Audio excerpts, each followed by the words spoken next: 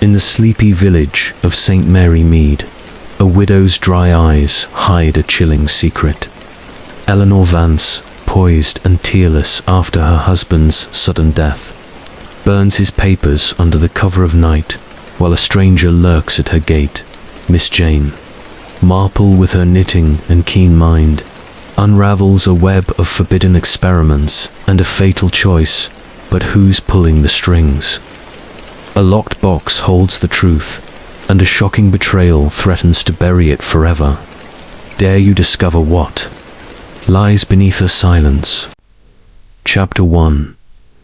The village whispering, the drowsy hamlet of St. Mary Mead, where the seasons turned with the gentle predictability of a well-wound clock. The air was thick with the scent of honeysuckle and the hum of quiet speculation. The village, nestled in a fold of the English countryside, was a place where every cottage window seemed to peer curiously at its neighbour, and every hedgerow concealed a listener. It was here, in this unassuming cluster of stone houses and winding lanes, that Miss Jane Marple, with her sharp eyes and sharper mind, resided. Her cottage, a modest affair, with a thatched roof and a garden bursting with roses, was a vantage point from which she observed the subtle currents of village life. And lately, those currents had begun to swirl around one woman, Mrs. Eleanor Vance, the widow who never grieved. The morning sun filtered through Miss Marple's lace curtains, casting delicate patterns on the polished oak floor of her sitting room.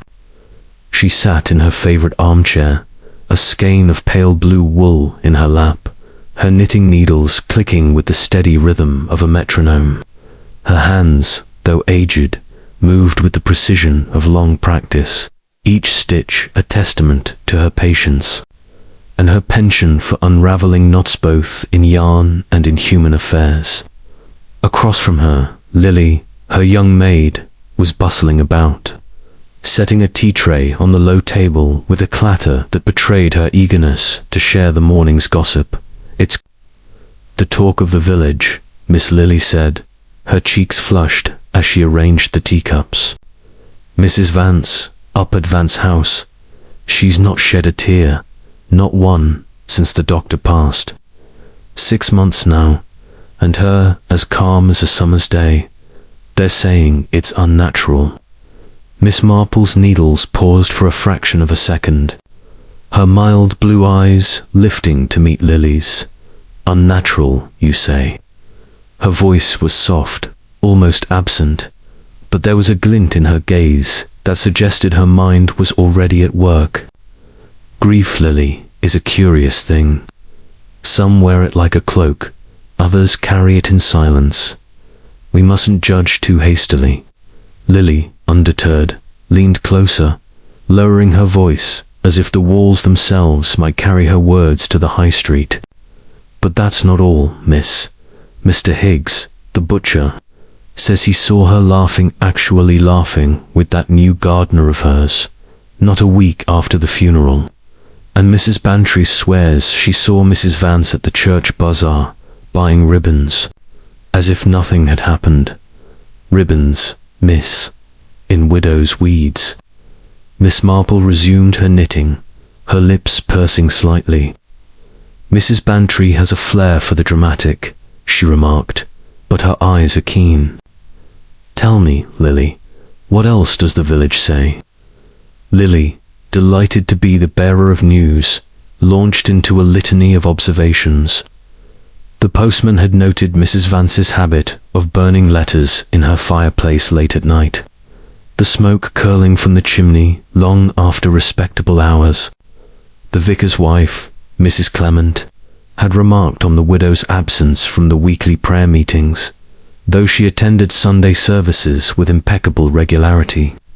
And old Mrs. Price, who lived opposite Vance House, swore she'd seen a shadow moving in the garden after midnight. Man, perhaps. Though she couldn't be sure, Miss Marple listened, her needles clicking steadily, her mind sorting these fragments like pieces of a jigsaw puzzle. She knew St. Mary Mead well, its rhythms, its secrets, its its tendency to weave stories from the smallest threads. But there was something about Eleanor Vance that piqued her interest, something that went beyond the village's penchant for scandal. A widow who did not grieve was not merely an oddity, she was a mystery, and Miss Marple had never been able to resist a mystery.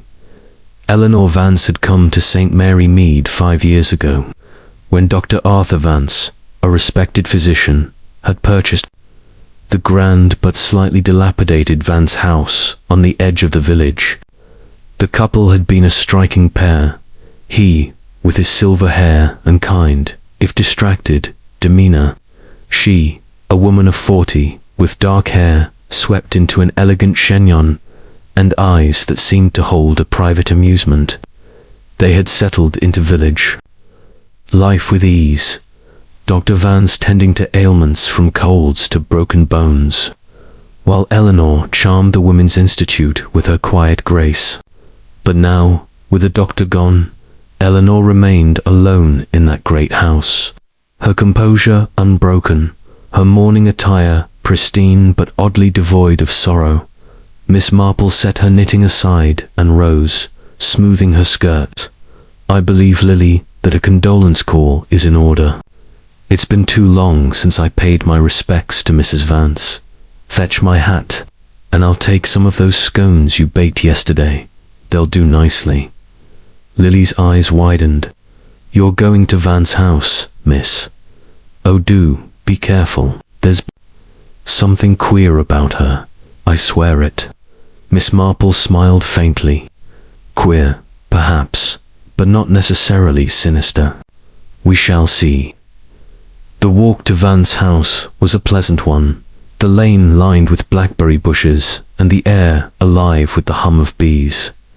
St. Mary Mead was at its loveliest in late summer, its greenery lush, its skies a soft blue streaked with wisps of cloud. Miss Marple, in her sensible shoes and a light shawl, carried a basket of scones wrapped in a linen cloth, her steps measured but purposeful. She passed the vicarage, where Mrs. Clement was tending her dahlias, and nodded politely to young Tom Higgs, the postman, who tipped his cap with a shy grin. The village was awake, its pulse steady, yet beneath the surface. Miss Marple sensed a ripple of unease. Vance House stood at the end of a curving drive, its stone facade softened by ivy and flanked by well-tended rose-beds.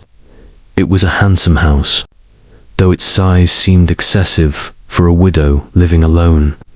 Miss Marple rang the bell, and after a moment the door was opened by Sarah, a young maid with nervous hands and a habit of glancing over her shoulder. She ushered Miss Marple into the drawing-room, where Eleanor Vance awaited. The room was tastefully furnished, with chintz, curtains, and a polished mahogany table bearing a silver tea service. Eleanor rose to greet her guest, her black dress crisp, and uncreased her dark hair as immaculate as ever. She was a woman who seemed to defy time, her face unlined, her posture regal. Yet there was something in her eyes, a guardedness, perhaps, or a flicker of calculation that Miss Marple noted at once. "Miss Marple, how kind of you to call," Eleanor said, her voice smooth as polished glass. "Please, sit. Would you like tea?" "Thank you, Mrs. Vance," Miss Marple replied, settling into a chair and placing her basket on the table. "I brought some scones, nothing special, just a small gesture. I've been remiss in not visiting sooner."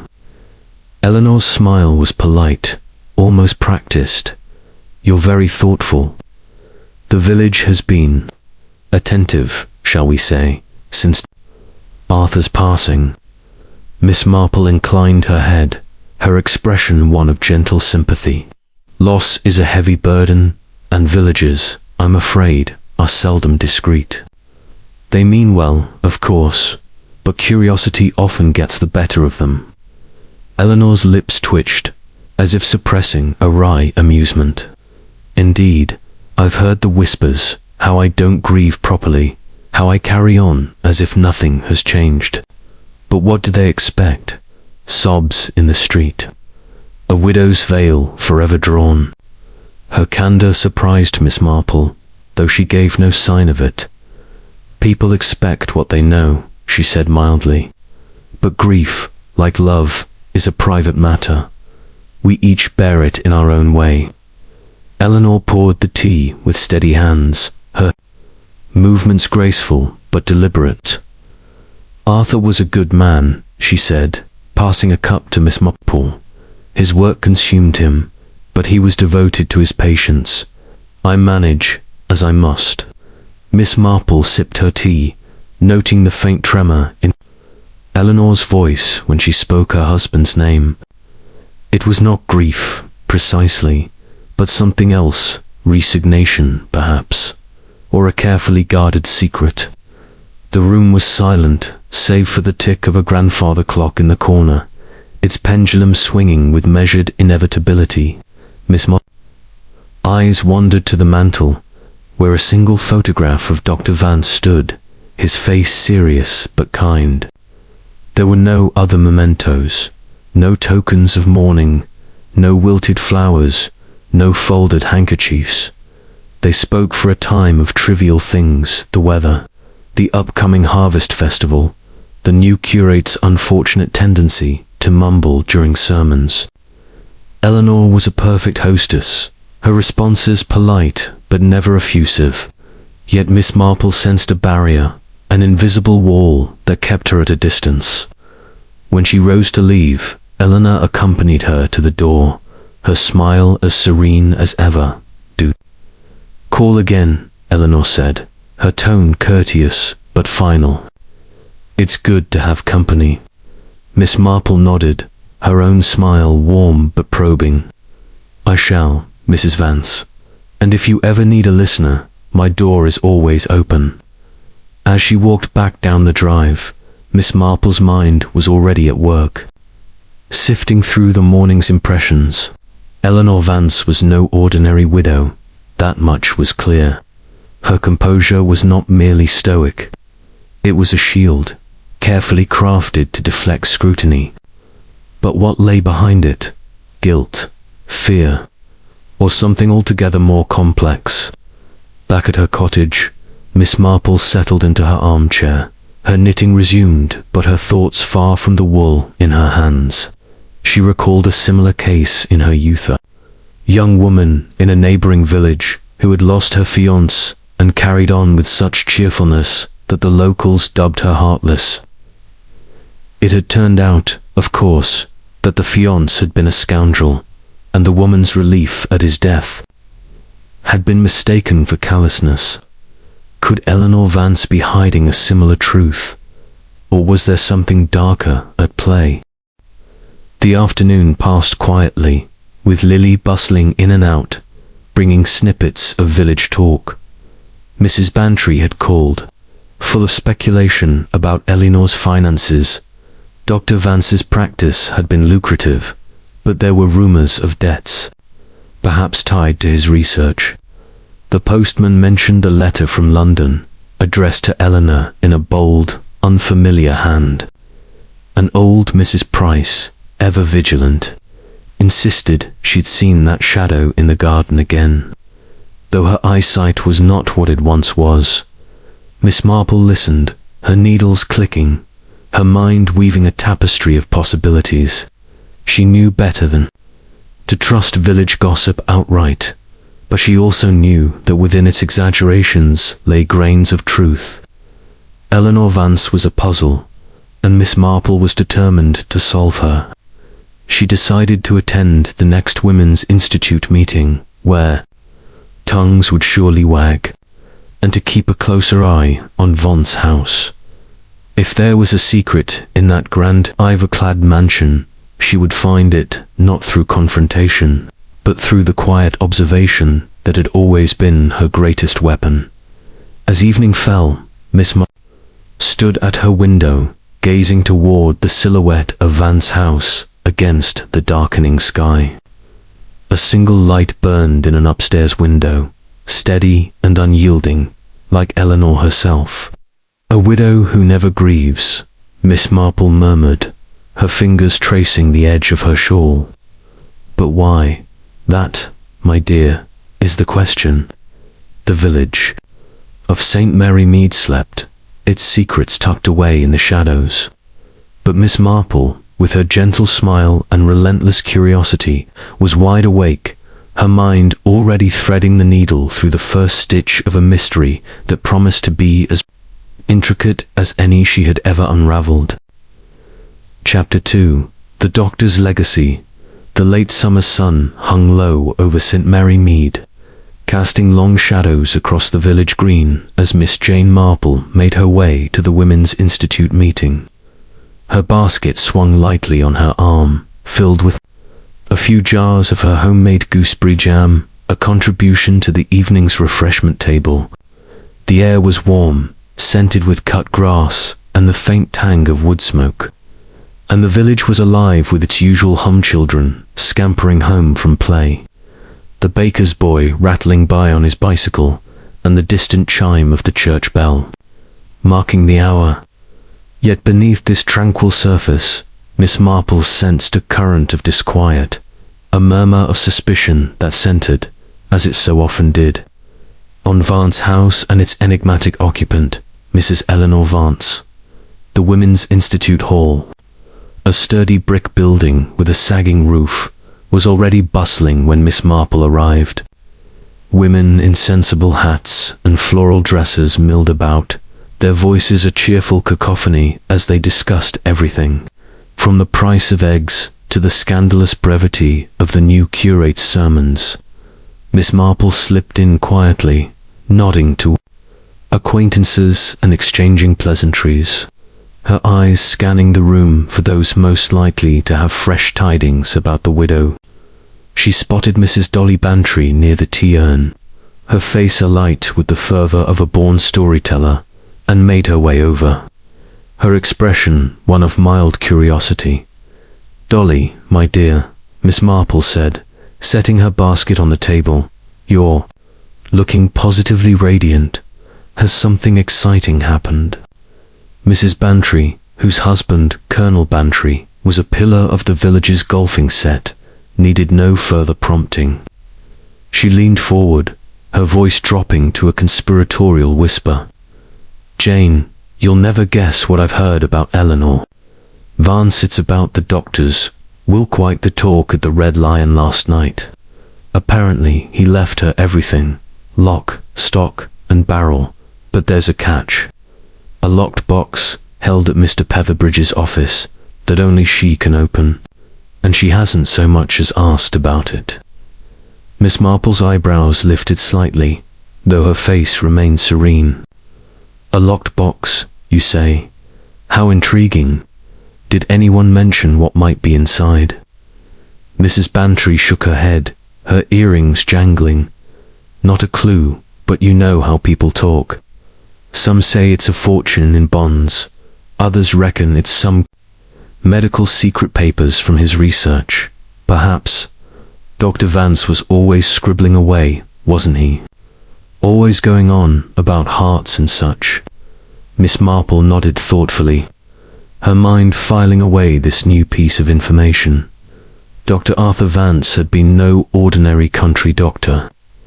His practice had served St. Mary Mead well, but his true passion lay in his research, particularly on obscure heart conditions. She recalled seeing him at the village fete 2 summers ago, deep in conversation with a visiting specialist from London, his face alight with an intensity that bordered on obsession. Could this locked box hold the key to his work or to something less benign? The meeting began, with Mrs. Clement presiding over discussions of the Harvest Festival and a proposed knitting drive for the orphanage. Miss Marple listened politely, her hands busy with her needles, but her thoughts were elsewhere. She resolved to visit Mr. Petherbridge, the village solicitor, under some pretext. A woman of her age, she knew, could always claim a need to update her will without raising suspicion. It would give her a chance to probe, ever so gently, about this mysterious box. The next morning, Miss Marple set out for the solicitor's office, a small, cluttered room above the post office. Mr. Petherbridge, a wiry man with spectacles perched precariously on his nose, greeted her with the distracted courtesy of one perpetually buried in paperwork. She settled into a creaking chair, her hands folded neatly in her lap, and began with a few innocuous questions about inheritance tax. Then, with the air of one merely making conversation, she steered the topic to Dr. Vance. "Such a loss to the village," she said, her voice tinged with regret. "I suppose Mrs. Vance has had much to manage, settling his affairs.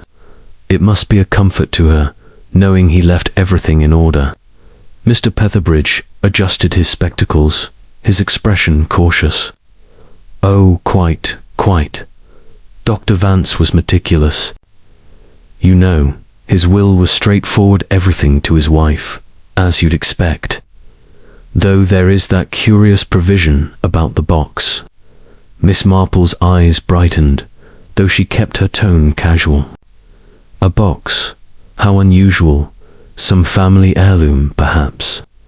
The solicitor hesitated, clearly weighing how much to disclose. "Not precisely. It's a steel box, quite secure. Lodged with us per Dr. Vance's instructions. Mrs. Vance is to open it 1 year after his death, no sooner, no later. She's shown no interest in it, which is, well, unusual, but not my place to question." Miss Marple nodded, her face a mask of polite interest, though her mind was racing. A box to be opened 1 year after his death. It suggested a secret sensitive to reveal immediately, or perhaps a safeguard against some unknown threat. She thanked Mr. Petherbridge and left, her thoughts turning to Eleanor Vance's demeanour during her visit. The widow's composure, her carefully chosen words, her lack of curiosity about this boxall pointed to a woman who knew more than she let on. Back at her cottage, Miss Marple settled into her garden, a vantage point that offered a discreet view of the lane leading to Vance House. She took up her binoculars, ostensibly to observe a pair of robins nesting in her pear tree, but her gaze strayed often to the distant gates of the widow's home. The garden was quiet, save for the rustle of leaves and the occasional trill of a thrush, but Miss Marple's mind was far from tranquil. She recalled a case from her youth, in a village not unlike St. Mary Mead, where a man had left a sealed envelope with his solicitor, to be opened only after a set time. It had contained a confession, one that altered the lives of those left behind. Could Dr. Vance's box hold a similar revelation? As the afternoon waned, Lily returned from the market, her basket brimming with vegetables and more gossip. Sarah, the maid at Vance House, was at the grocer's, she reported, setting a cabbage on the table. "She says Mrs. Vance has been sorting through the doctor's old papers, burning heaps of them in the fireplace. Sarah's worried, says it's not right, destroying his work like that." Miss Marple's needles paused, her eyes narrowing slightly. "Burning papers, you say? Did Sarah mention what kind?" Lily shook her head. "She didn't see, miss. Mrs. Vance does it late at night, when the house is quiet. But Sarah says there's a room upstairs, a study. She thinks that's always locked.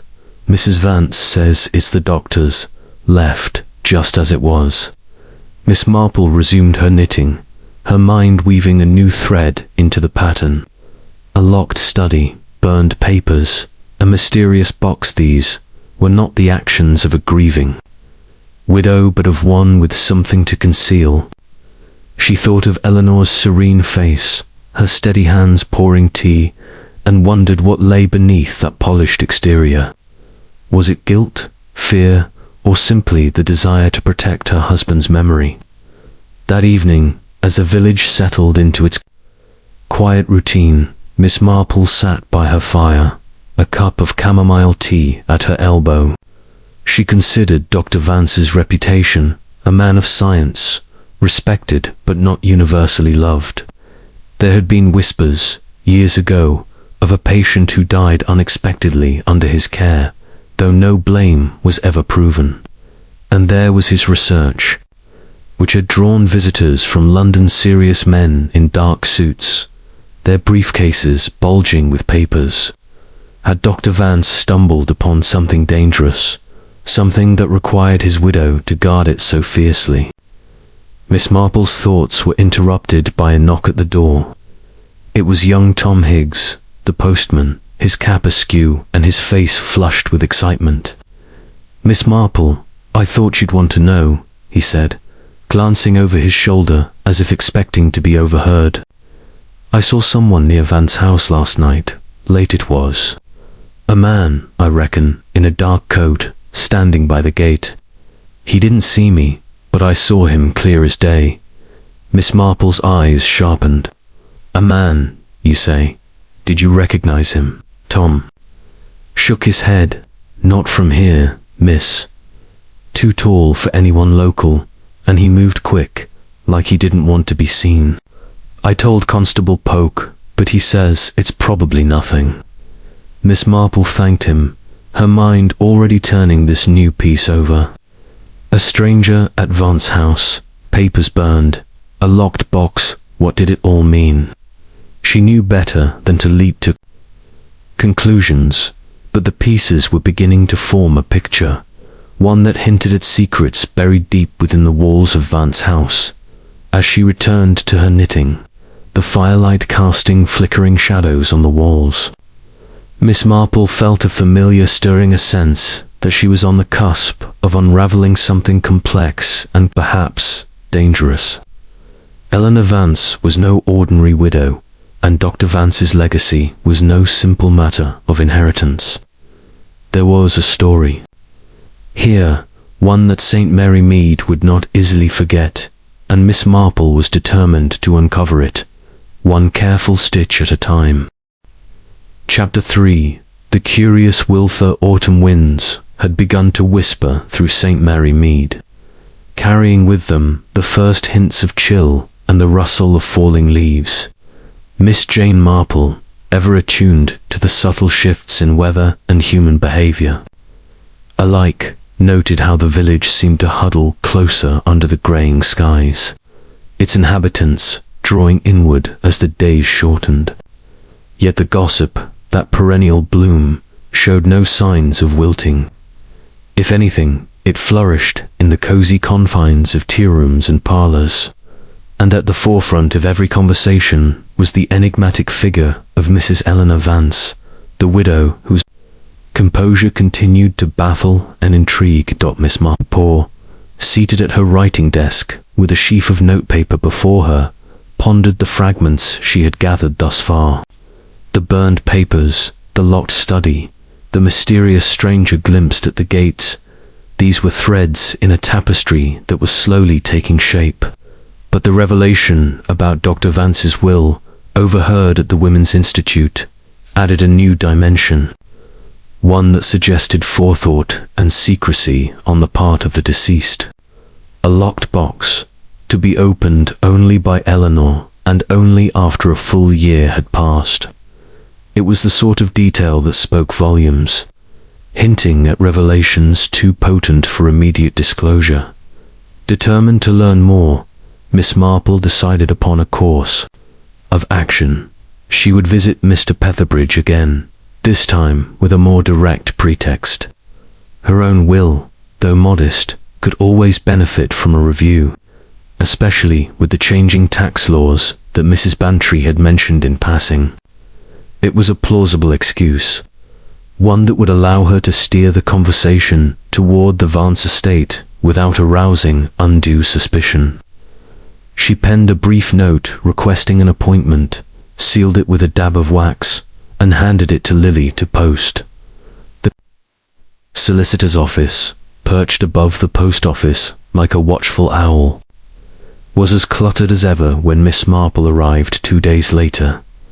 Mr. Petherbridge, his desk buried under stacks of yellowing documents and leather-bound ledgers, greeted her with a harried smile. "Miss Marple, always a pleasure. Do sit down. Now, about your will, any specific changes in mind?"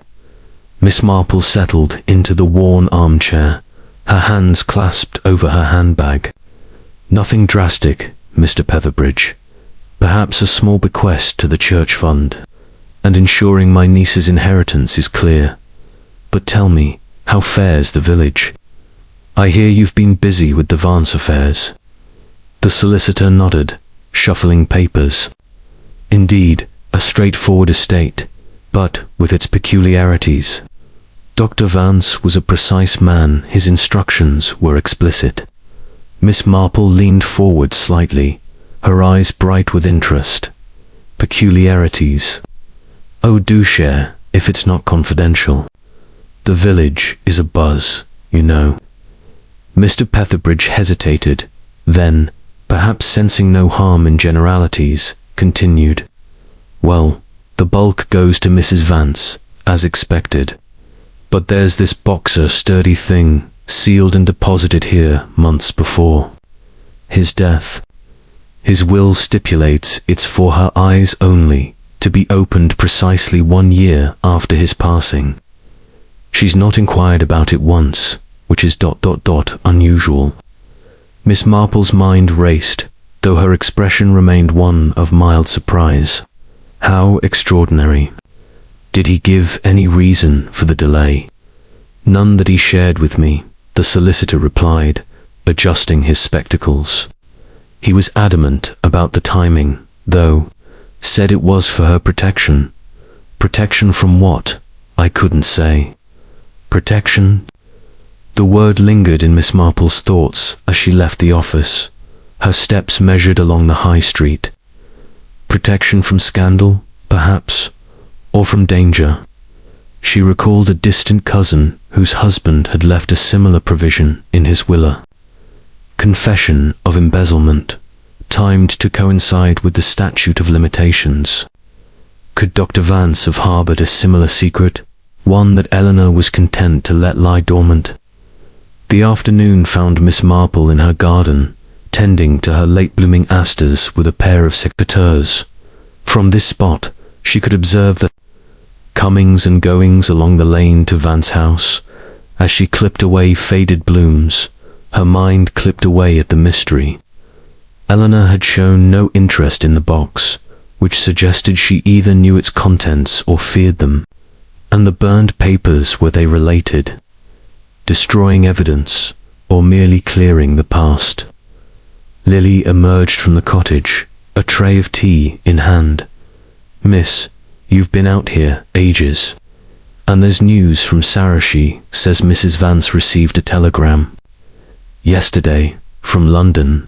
Looked upset, Sarah said, but burned it straight away." Miss Marple set down her secateurs, wiping her hands on her apron. "A telegram, you say?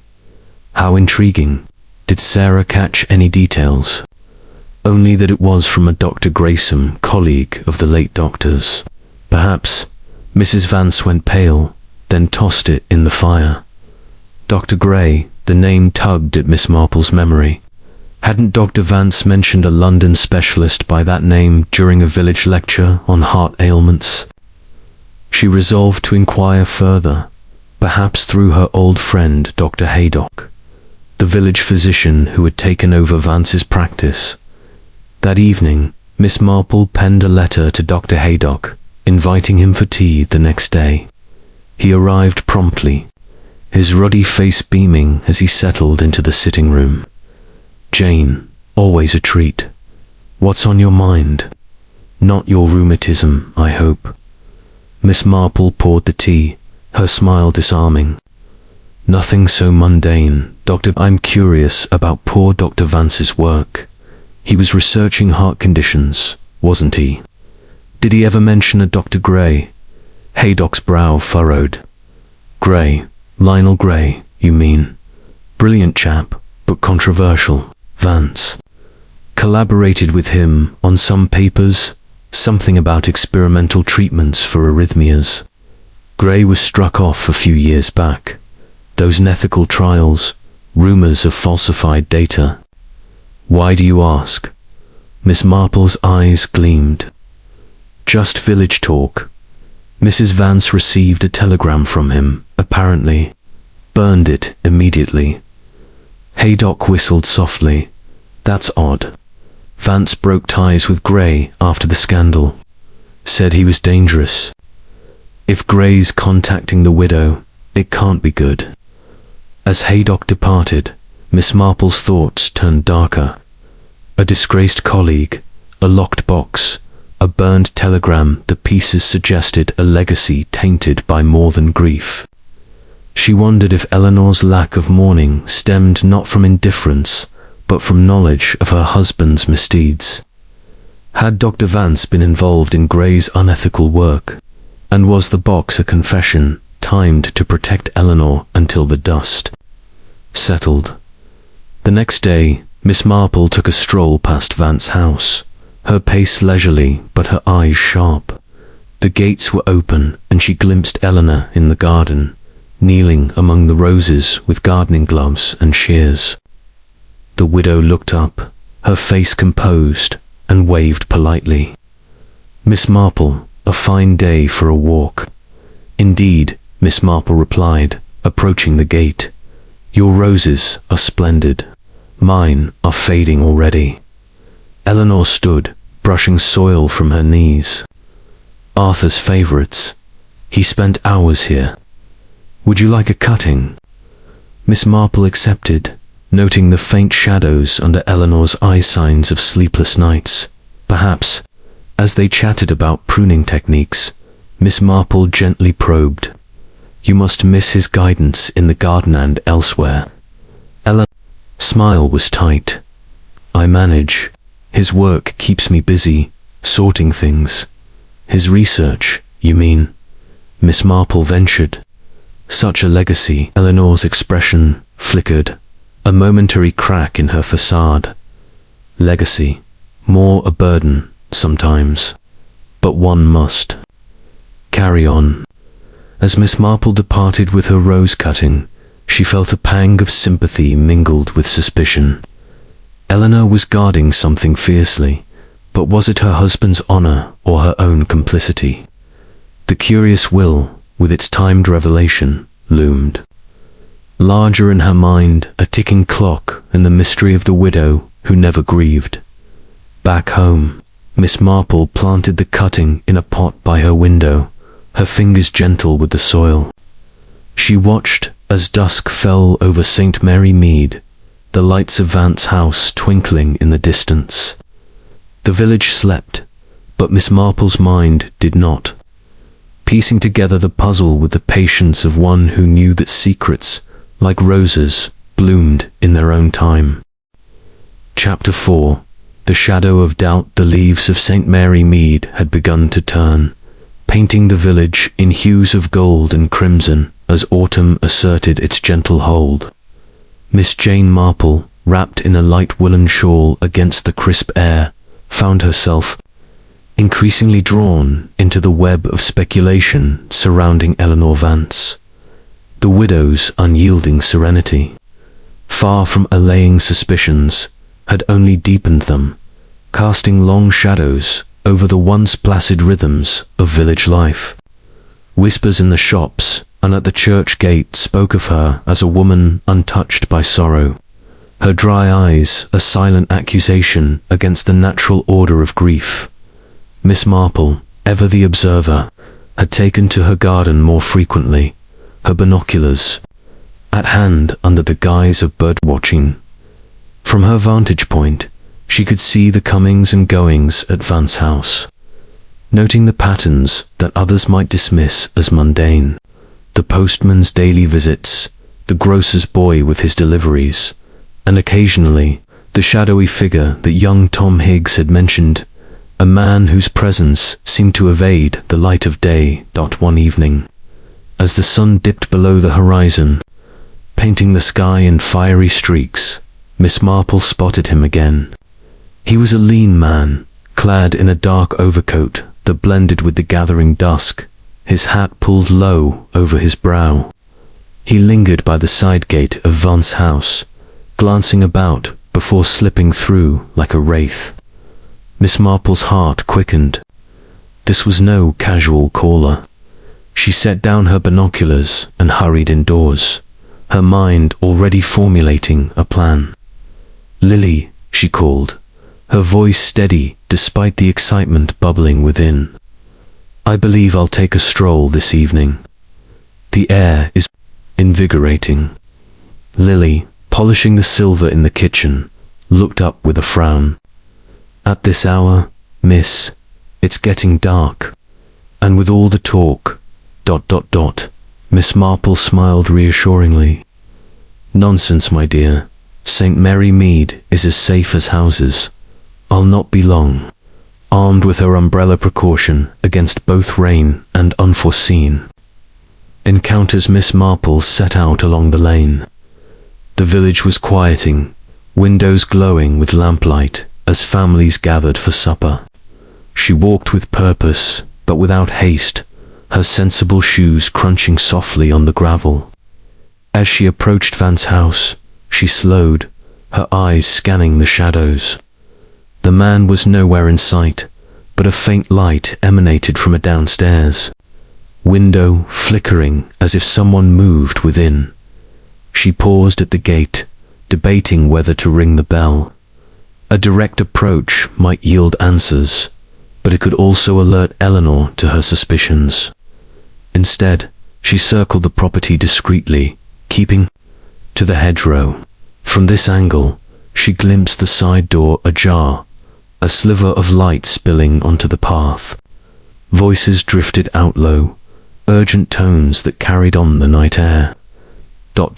Must be careful," a man's voice said, sharp with tension. "If anyone finds out ... Eleanor's reply was muffled, but her tone was firm. "I've handled it. The papers are gone." Miss Marple strained to hear more, but footsteps approached the door, and she retreated swiftly, her heart pounding. She made her way back to the lane, her mind racing. The stranger's voice was unfamiliar, laced with an urban accent that suggested London origins. And Eleanor's words, "The papers are gone," echoed the maid Sarah's account of burned documents.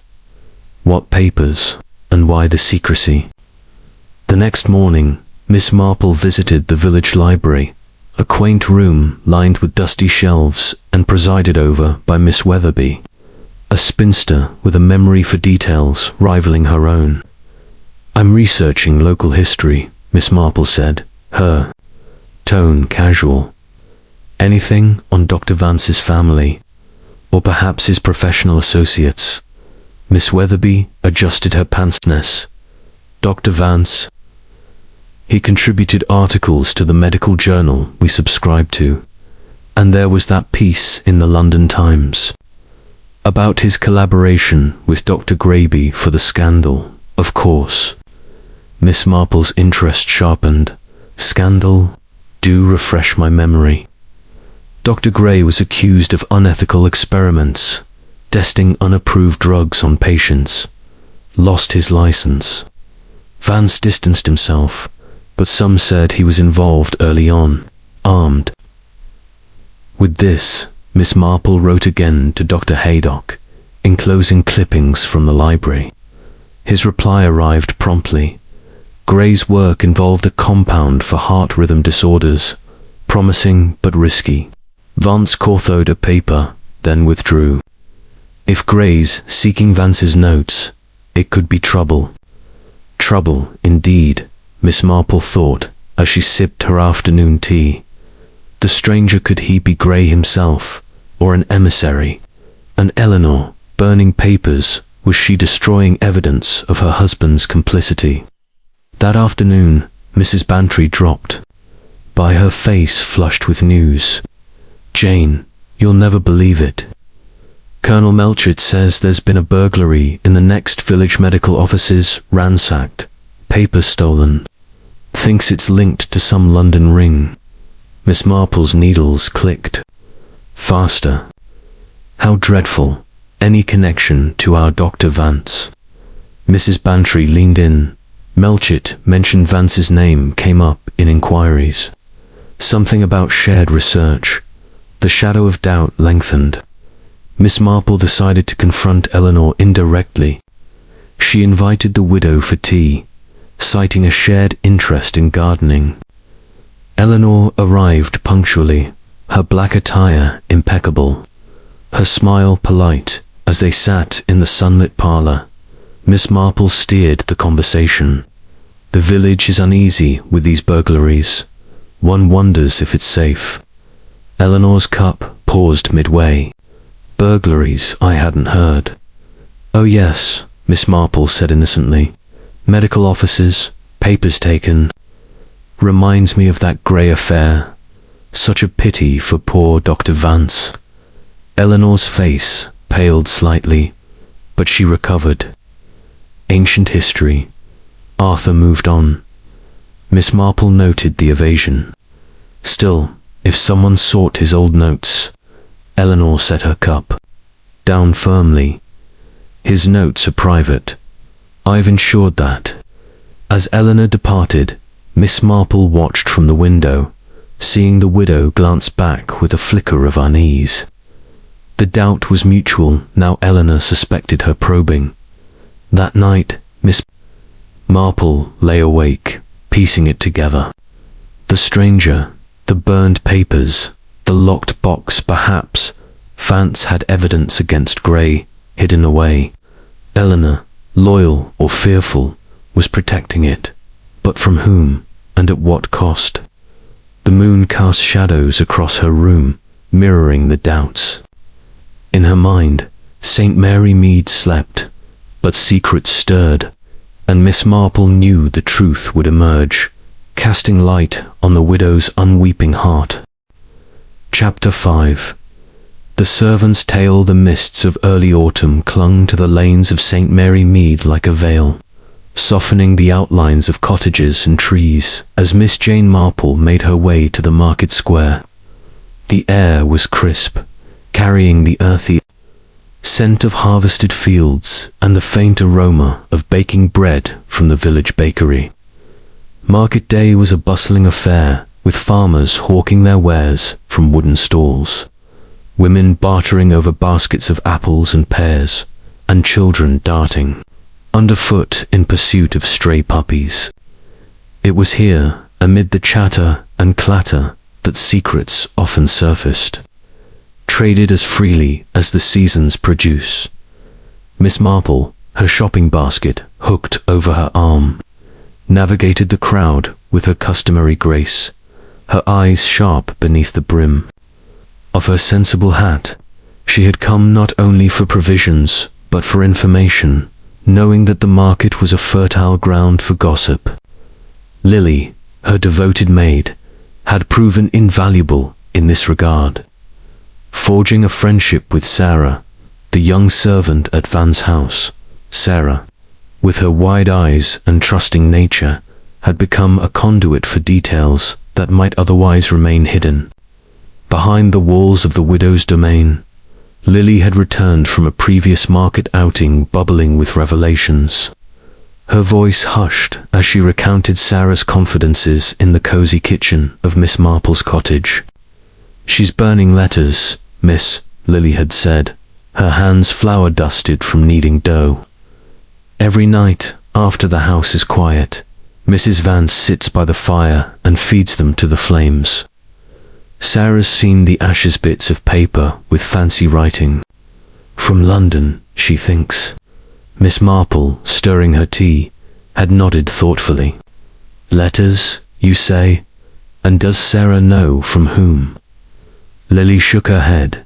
"Mrs. Vance doesn't share. But Sarah says she's kind enough, pays well, but distant, like she's carrying a weight no one can see.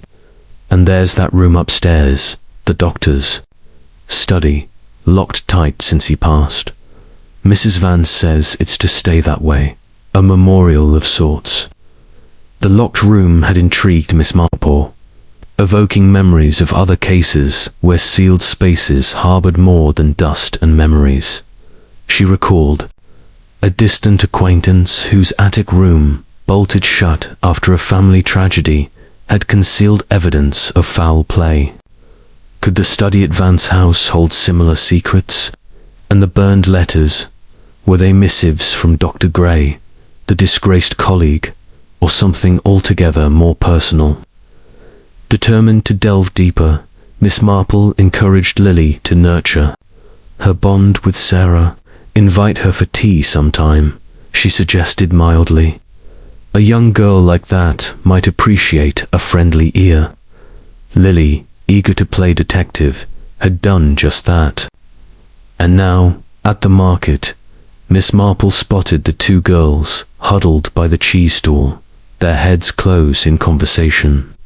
She approached, casually, feigning interest in a wheel of cheddar. "Lily, my dear, have you found the eggs?" Lily straightened, her cheeks pink. "Yes, miss.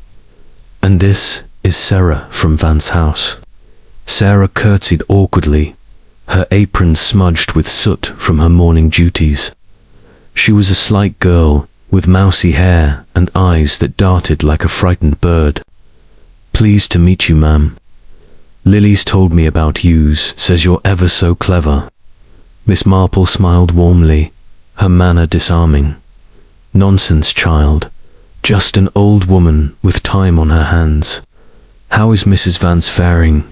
It must be trying, managing that big house alone." Sarah glanced around, lowering her voice. "She's bearing up, ma'am, but it's queer, the way she is. No tears, no moping. Just goes about her day, calm as you please. And those letters she burns without reading sometimes, I swear. Slits open, glances, then into the fire." Miss Marple's interest peaked. "Without reading, how peculiar. And the study, does she ever enter it?" Sarah shook her head. "Not that I've seen. Says it's the doctor's sanctum to remain untouched. But I've heard noises up there, late at night, rustling like papers being shuffled. Gives me the shivers." The market noise swelled around them, a vendor hawking fresh cider, but Miss Marple's focus remained on Sarah. Noises. Could it be the wind, or perhaps a mouse? Sarah leaned closer. "No, ma'am. Human sounds. And once I saw a light under the door fent, like a candle. But when I asked Mrs. Vance, she said I must have imagined it." Miss Marple patted the girl's hand. "Thank you, Sarah. You've been most helpful. Do come for tea with Lily soon, we'd love to hear more about life at Vance House." As Sarah scurried off with her purchases, Miss Marple turned to Lily. "Well done, my dear. This adds a new layer. A locked room with nocturnal activity most intriguing." Back at the cottage, Miss Marple settled into her armchair, her knitting in hand, the needles clicking like a metronome to her thoughts. The servant's tale painted a picture of a household steeped in secrecy, where Eleanor Vance maintained a facade of normalcy while engaging in clandestine rituals. Burning letters without full perusal suggested they contained information she already knew or dreaded confirming. And the steadient touched by day, yet alive by night. Was Eleanor herself the source of the noises, secretly rifling through her husband's effects? Or was there an intruder, the shadowy man glimpsed at the gate? Miss Marple recalled Dr. Vance's final days, pieced together from village recollections. He had seemed preoccupied, cancelling appointments and spending long hours in his study. Dr. Haydock had mentioned a heated argument overheard at the surgery, Vance's voice raised in anger over unethical risks. Could it tie to Grey's experiments? And if Eleanor was destroying correspondence, was she erasing traces of that connection? The afternoon waned, and Miss Marple decided to consult the village archives once more. At the library, Miss Weatherby directed her to a file of local newsletters, where an article caught her eye, a report on Dr. Vance's lecture at the town hall, detailing his breakthrough in cardiac treatments, co-developed with an unnamed partner. The date aligned with Grey's active period. Armed with this, Miss Marple pondered inviting Sarah for a more formal chat, but caution prevailed. Pushing too hard might alert Eleanor. Instead, she instructed Lily to probe gently during their next encounter. That evening, as rain pattered against the windows, Lily returned from an errand, her cloak dripping. "Sarah says Mrs. Vance is planning a trip to London next week. Something about the solicitor, perhaps that box." Miss Marple's eyes narrowed. London, interesting, and the study. Still locked, but Sarah swears she heard whispering up there last night. 2 voices, she thinks. Whispering voices in a locked room. The tale grew more gothic. Miss Marple wondered if the stranger had gained entry, conspiring with Eleanor or against her. The widow's lack of grief might stem from preoccupation with these intrigues, her emotions subsumed by necessity. As she knit by the fire, Miss Marple felt the threads tightening. The servant's observations were invaluable, revealing cracks in Eleanor's armor, yet questions lingered. What secrets did the letters hold?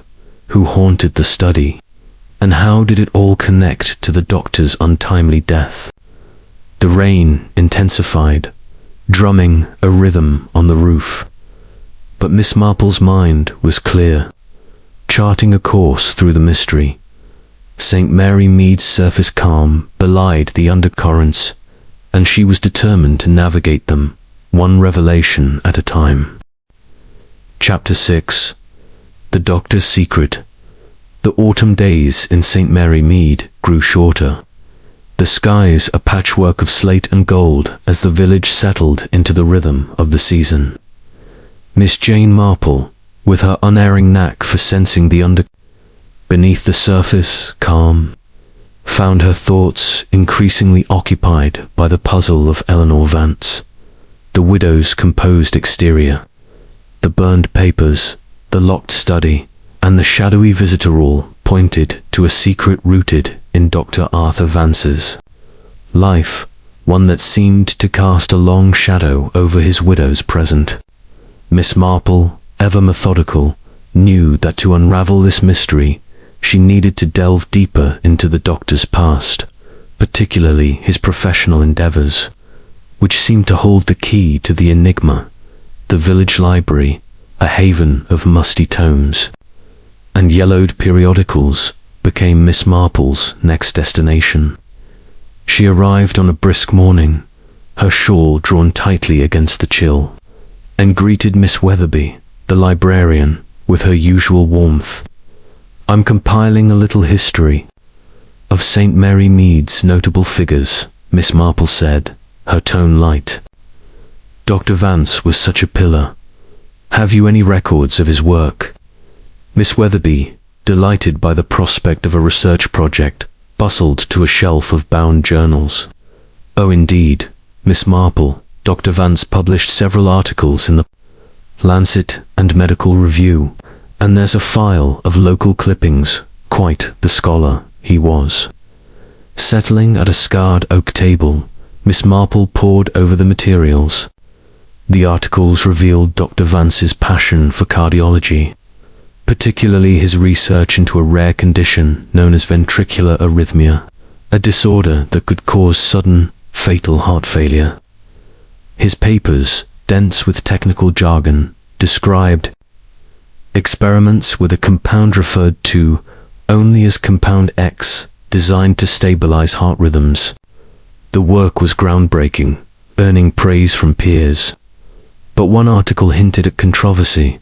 A Cawthorne piece with Dr. Lionel Grey, abruptly retracted after Grey's disgrace. Miss Marple's eyes lingered on Grey's name, recalling Dr. Haydock's warning about the man's unethical trials. A clipping from a 1923 edition of the Times caught her attention. Dr. Arthur Vance to host London. Specialist at St. Mary Mead. The article detailed a visit from Dr. Grey, just a week before Vance's death, to discuss their joint research. The timing was striking too close to be mere coincidence. She jotted down notes, her spidery handwriting filling a page. Could Compound X have been the evidence Eleanor mentioned to the stranger? And had Grey's visit precipitated the doctor's sudden demise? Miss Marple resolved to contact Dr. Haydock again, seeking specifics on the compound and its risks. Back at her cottage, she penned a letter, careful to frame her inquiries as idle curiosity. "Dear Dr. Haydock," she wrote, "I recall Dr. Vance's fascination with heart remedies. Did he ever speak of a Compound X? I wonder if it was his legacy." She sealed the envelope, entrusting it to Lily for posting. Haydock's reply arrived the next day, delivered by hand as he stopped by for tea. Settling into Miss Marple's parlour, he sipped his Earl Grey and frowned. Compound X. Nasty stuff, Jane. Vance and Grey thought it a miracle cure for arrhythmias. But early trials before my time here showed it caused erratic side effects, even cardiac arrest in some cases. Vance swore off it after Grey's scandal, said it was too dangerous. Miss Marple's needles clicked softly. Dangerous enough to kill. Haydock's eyes widened. "You're thinking Vance's heart attack wasn't natural?" "It's possible, I suppose. The coroner found no trace of poison, but Compound X wasn't standard. It wouldn't show in routine tests." The implication hung heavy. If Vance had tested the compound on himself, or if someone had administered it, his death might be no accident. And Eleanor, burning papers and meeting a stranger, perhaps Grey himself, was she covering up a tragedy or a crime? Miss Marple decided to observe Vance House more closely. That evening, under the pretext of delivering a jar of her quince jelly to Eleanor, she approached the gates. The house loomed silent, its windows dark save for a faint glow in the upstairs study. As she knocked, she heard a rustle in the shrubbery, a figure retreating swiftly into the shadows. Her heart quickened, but she maintained her composure as Sarah opened the door. "Miss Marple, how kind," Eleanor said, emerging from the library, her face serene but her hands clasped tightly. "Jelly, you spoil me." They chatted briefly, Miss Marple noting the faint smell of smoke in the air. More papers, burned perhaps. She mentioned the villagers' concern over recent burglaries, watching Eleanor's reaction. "One hopes your husband's papers are safe," she said gently. "Such valuable work." Eleanor's smile was tight. "Safe enough. I've sorted what matters." Miss Marple left, her mind racing. The rustling figure, likely the stranger, suggested ongoing clandestine meetings. She contacted Constable Polk, suggesting a patrol near Vance House, citing village concerns. Polk, ever obliging, agreed, though he found nothing that night. The next morning, Miss Marple visited the church, where Mrs. Clement was arranging flowers for Sunday service. "Eleanor's been generous with donations," Mrs. Clement remarked, "but she keeps to herself. Says the study's a shrine to Arthur, locked to preserve his memory. A shrine or a vault?" Miss Marple wondered. She recalled a case in her youth where a locked room concealed incriminating ledgers. Was Eleanor guarding Vance's legacy or hiding his mistakes? As she walked home, a telegram arrived from Raymond West, Grey spotted in London, seeking old research notes, rumours of a new trial. Watch Eleanor closely. Miss Marple's suspicions deepened. Grey, desperate for his notes, might be pressuring Eleanor, and the doctor's secret compound X could be the key to his death and her Silence. The truth lay within Vance House, in that locked study or the mysterious box, waiting for the right moment to emerge. As dusk fell, Miss Marple stood at her window, the village cloaked in twilight. Vance House stood sentinel-like, its secrets locked as tightly as the study door. She knew patience would uncover them, but the shadow of doubt grew darker, hinting at a truth more sinister than St. Mary Mead could imagine. Chapter 7. The Midnight Intruder. The winds of late autumn swept through St. Mary Mead with a persistent whisper, stripping the last stubborn leaves from the trees and leaving the landscape bare and exposed. Miss Jane Marple, ensconced in her cozy cottage, felt a kinship with the season's revelations, as if the falling foliage mirrored the gradual uncovering of truths in the mystery surrounding Eleanor Vance. The widow's life, once a distant curiosity, had become a focal point for Miss Marple's keen observations, and the pieces of the puzzle, the burned documents, the locked study, the disgraced Dr. Grey, and the elusive compound X were beginning to align in ways that suggested a narrative far more intricate than mere widowly detachment. Miss Marple's routine had adapted to her growing interest. Her evenings now included a vigilant watch from her upstairs window, where a small telescope, ostensibly for stargazing, allowed her a clear view of Vance House's grounds. It was on one such night, when the moon hung low and full, casting a silvery glow over the village, that her patience was rewarded. The clock had just struck midnight, its chimes echoing softly through the quiet streets, when she spotted the figure again, the lean man in the dark coat, moving with purposeful stealth toward the side gate of Vance House. This time he carried a small leather case clutched tightly under his arm, as if it contained something of great value or peril. Her heart quickened, but Miss Marple remained composed, her years of quiet sleuthing having honed her instincts. She noted the man's gait, slightly hurried, and the way he glanced over his shoulder, betraying a fear of discovery. Without hesitation, she slipped downstairs, donned her coat and scarf, and stepped out into the crisp night air. The village was asleep, its cottages dark and still. But Miss Marple moved with silent determination toward the constable's house, which lay en route to Vance House. Constable Pauk, a sturdy man with a mustache that seemed perpetually in need of trimming, was roused from his armchair by Miss Marple's insistent knock. "Miss Marple, at this hour," he grumbled, rubbing his eyes. "There's an intruder at Vance House," she said firmly, her voice low but urgent. "A man with a case. I've seen him before." "Hurry, Constable." Pauk, though skeptical of village spinsters' fancies, knew better than to dismiss Miss Marple outright. He grabbed his helmet and lantern, and together they hastened along the lane. The night was alive with subtle sounds, the hoot of an owl, the rustle of wind in the hedges, but as they approached Vance House, an unnatural silence fell. The gate was ajar, and the side door to the house stood open, a faint light spilling. From within, Pauk drew his truncheon, motioning for Miss Marple to stay back. He advanced cautiously, his lantern beam cutting through the darkness. "Police, show yourself," he called, his voice echoing off the stone walls. But the house was empty of any intruder.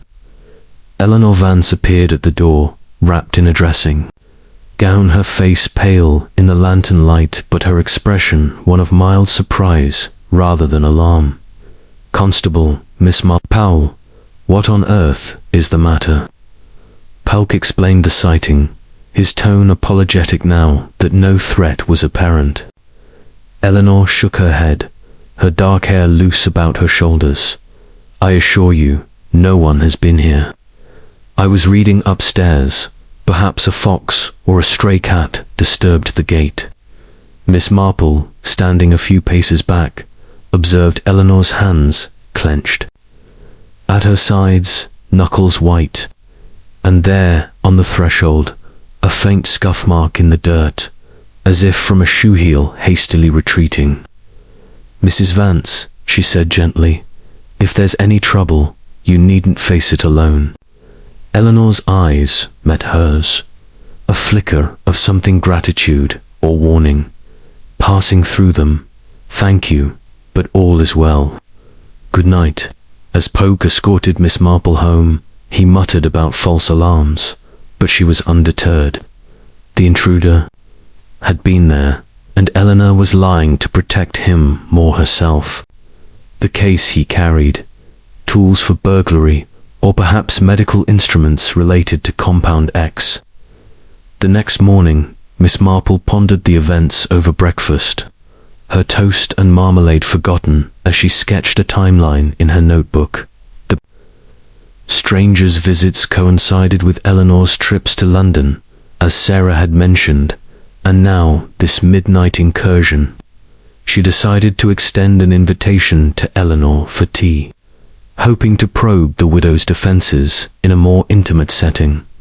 The invitation was accepted, and that afternoon Eleanor arrived at the cottage, her black dress relieved by a single brooch of jet. They sat in the parlour, the fire crackling merrily as Lily served tea and cucumber sandwiches.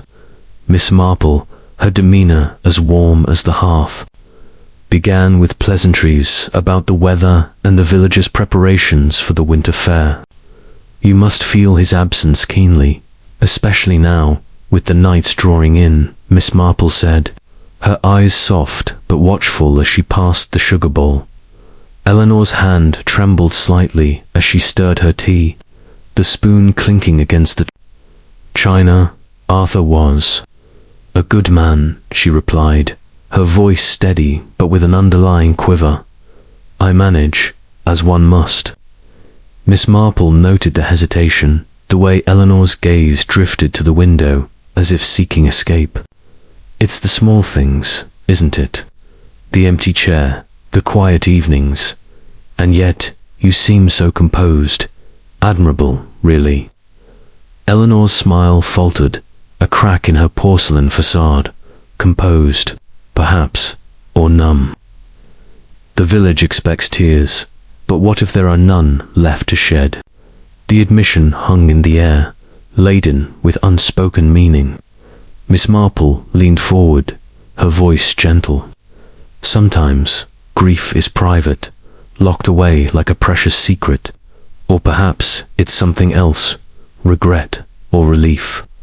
Eleanor's cup rattled in its saucer as she set it down. "Relief? No, Miss Marple. Arthur's work consumed him, but I loved him.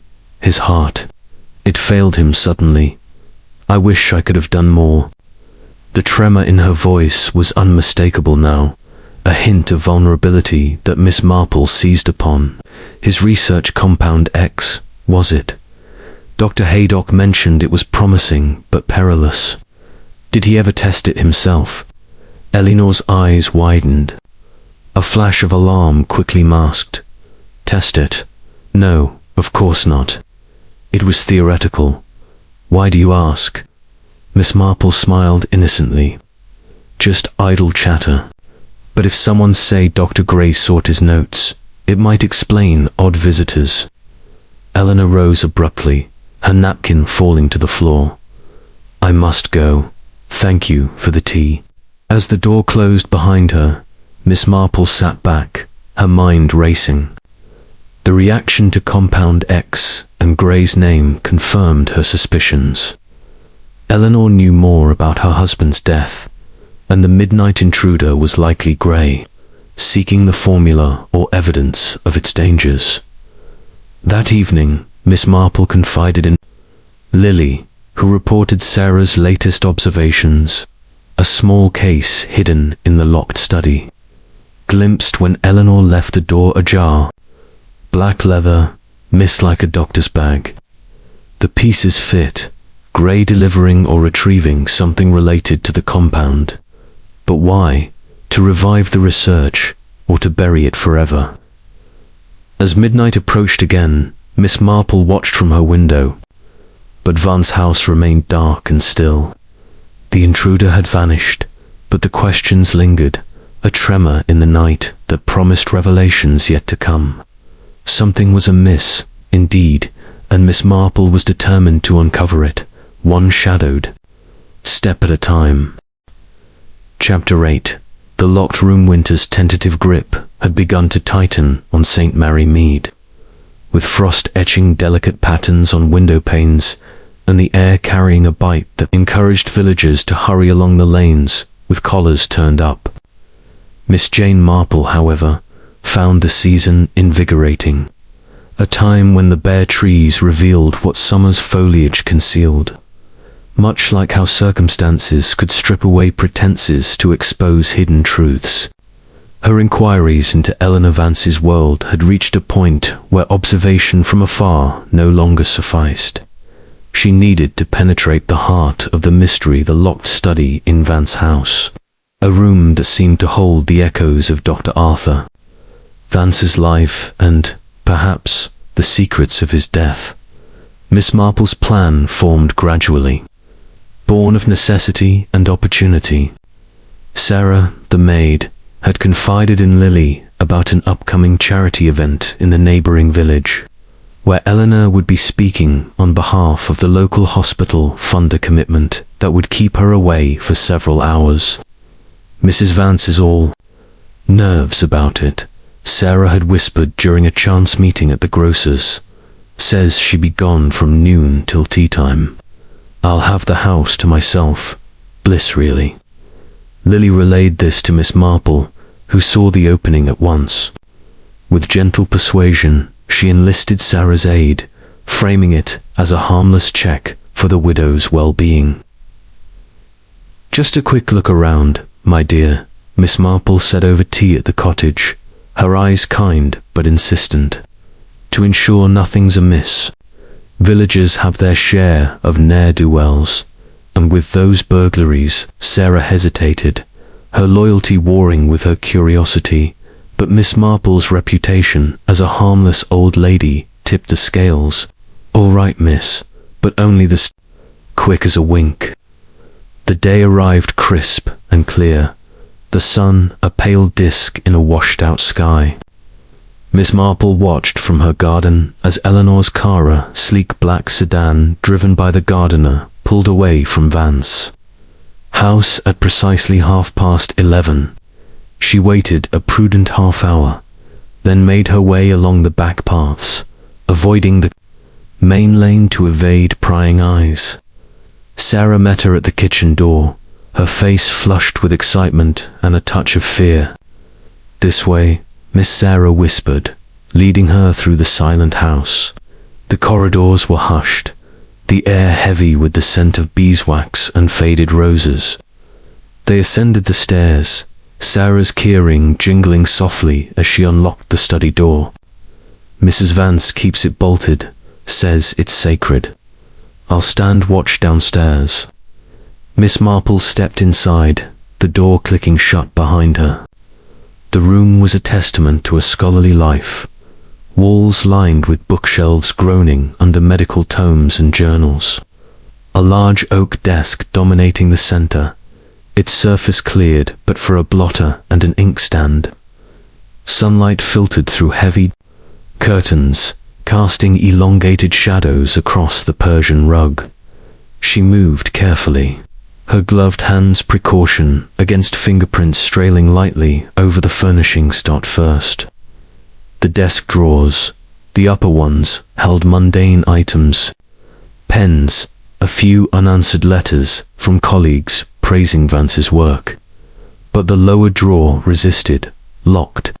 Miss Marple, ever prepared, produced a small hairpin from her bag, bending it into a makeshift pick. With a skill honed from years of solving practical puzzles, she coaxed the lock open.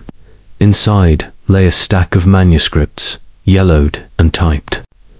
Titled, Preliminary Trials of Compound X. Skimming the pages, she noted references to animal tests, erratic results, and a handwritten margin note. Grey insists on human trials, risk too great. Her pulse quickened.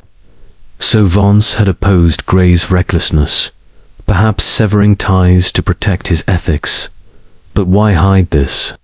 She replaced the papers, turning to the bookshelves. Amid the volumes on cardiology and pharmacology, a photograph caught her eye. Dr. Vance and a sharp-featured man, Dr. Grey, surely standing before a London laboratory, both smiling, arms clasped in camaraderie. The date on the back, 5 years ago, before the scandal. Miss Marple's mind raced, connecting this to the midnight intruder. Grey, seeking reconciliation or reclamation of their shared work. But then, a hidden compartment in the desk's side panel discovered. By a faint seam yield, a small vial, stoppered and labelled in Vance's precise hand. Compound X final sample. Destroy immediately. The liquid inside was clear, innocuous looking, but Miss Marple knew better. This was the heart of the secret, a substance capable of curing or killing. She pocketed the vial carefully, intending to have Dr. Haydock analyze it discreetly. As she straightened, a floorboard creaked outside Sarah's signal. But no, the house remained silent. Miss Marple slipped out, relocking the door with Sarah's key. Her exit as unobtrusive as her entry. Back in her cottage, the vial secure in a drawer, Miss Marple pondered her findings over a cup of strong tea. The study revealed a man torn between ambition and caution, his legacy tainted by association with Grey. Eleanor, by locking the room and burning papers, was safeguarding his reputation, or concealing that his death was no natural heart attack, but a fatal experiment with Compound X. That evening, Miss Marple visited Dr. Haydock under the guise of a minor ailment. Handing him the vial, she explained her suspicions. Tested, doctor. But quietly, Haydock's eyes widened. Jane, this is irregular. If it's what I think, ... Precisely, she replied.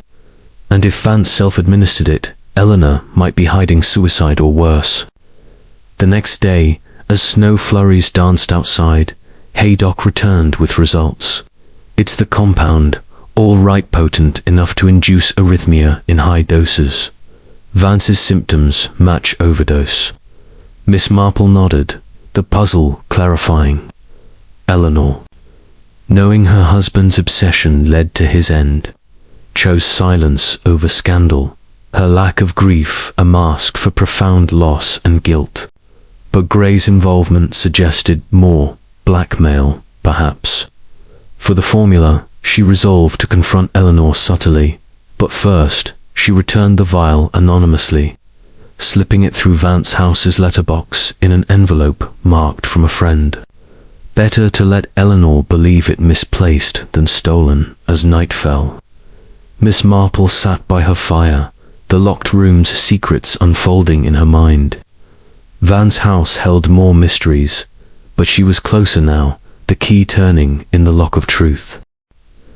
Chapter 9. The stranger revealed.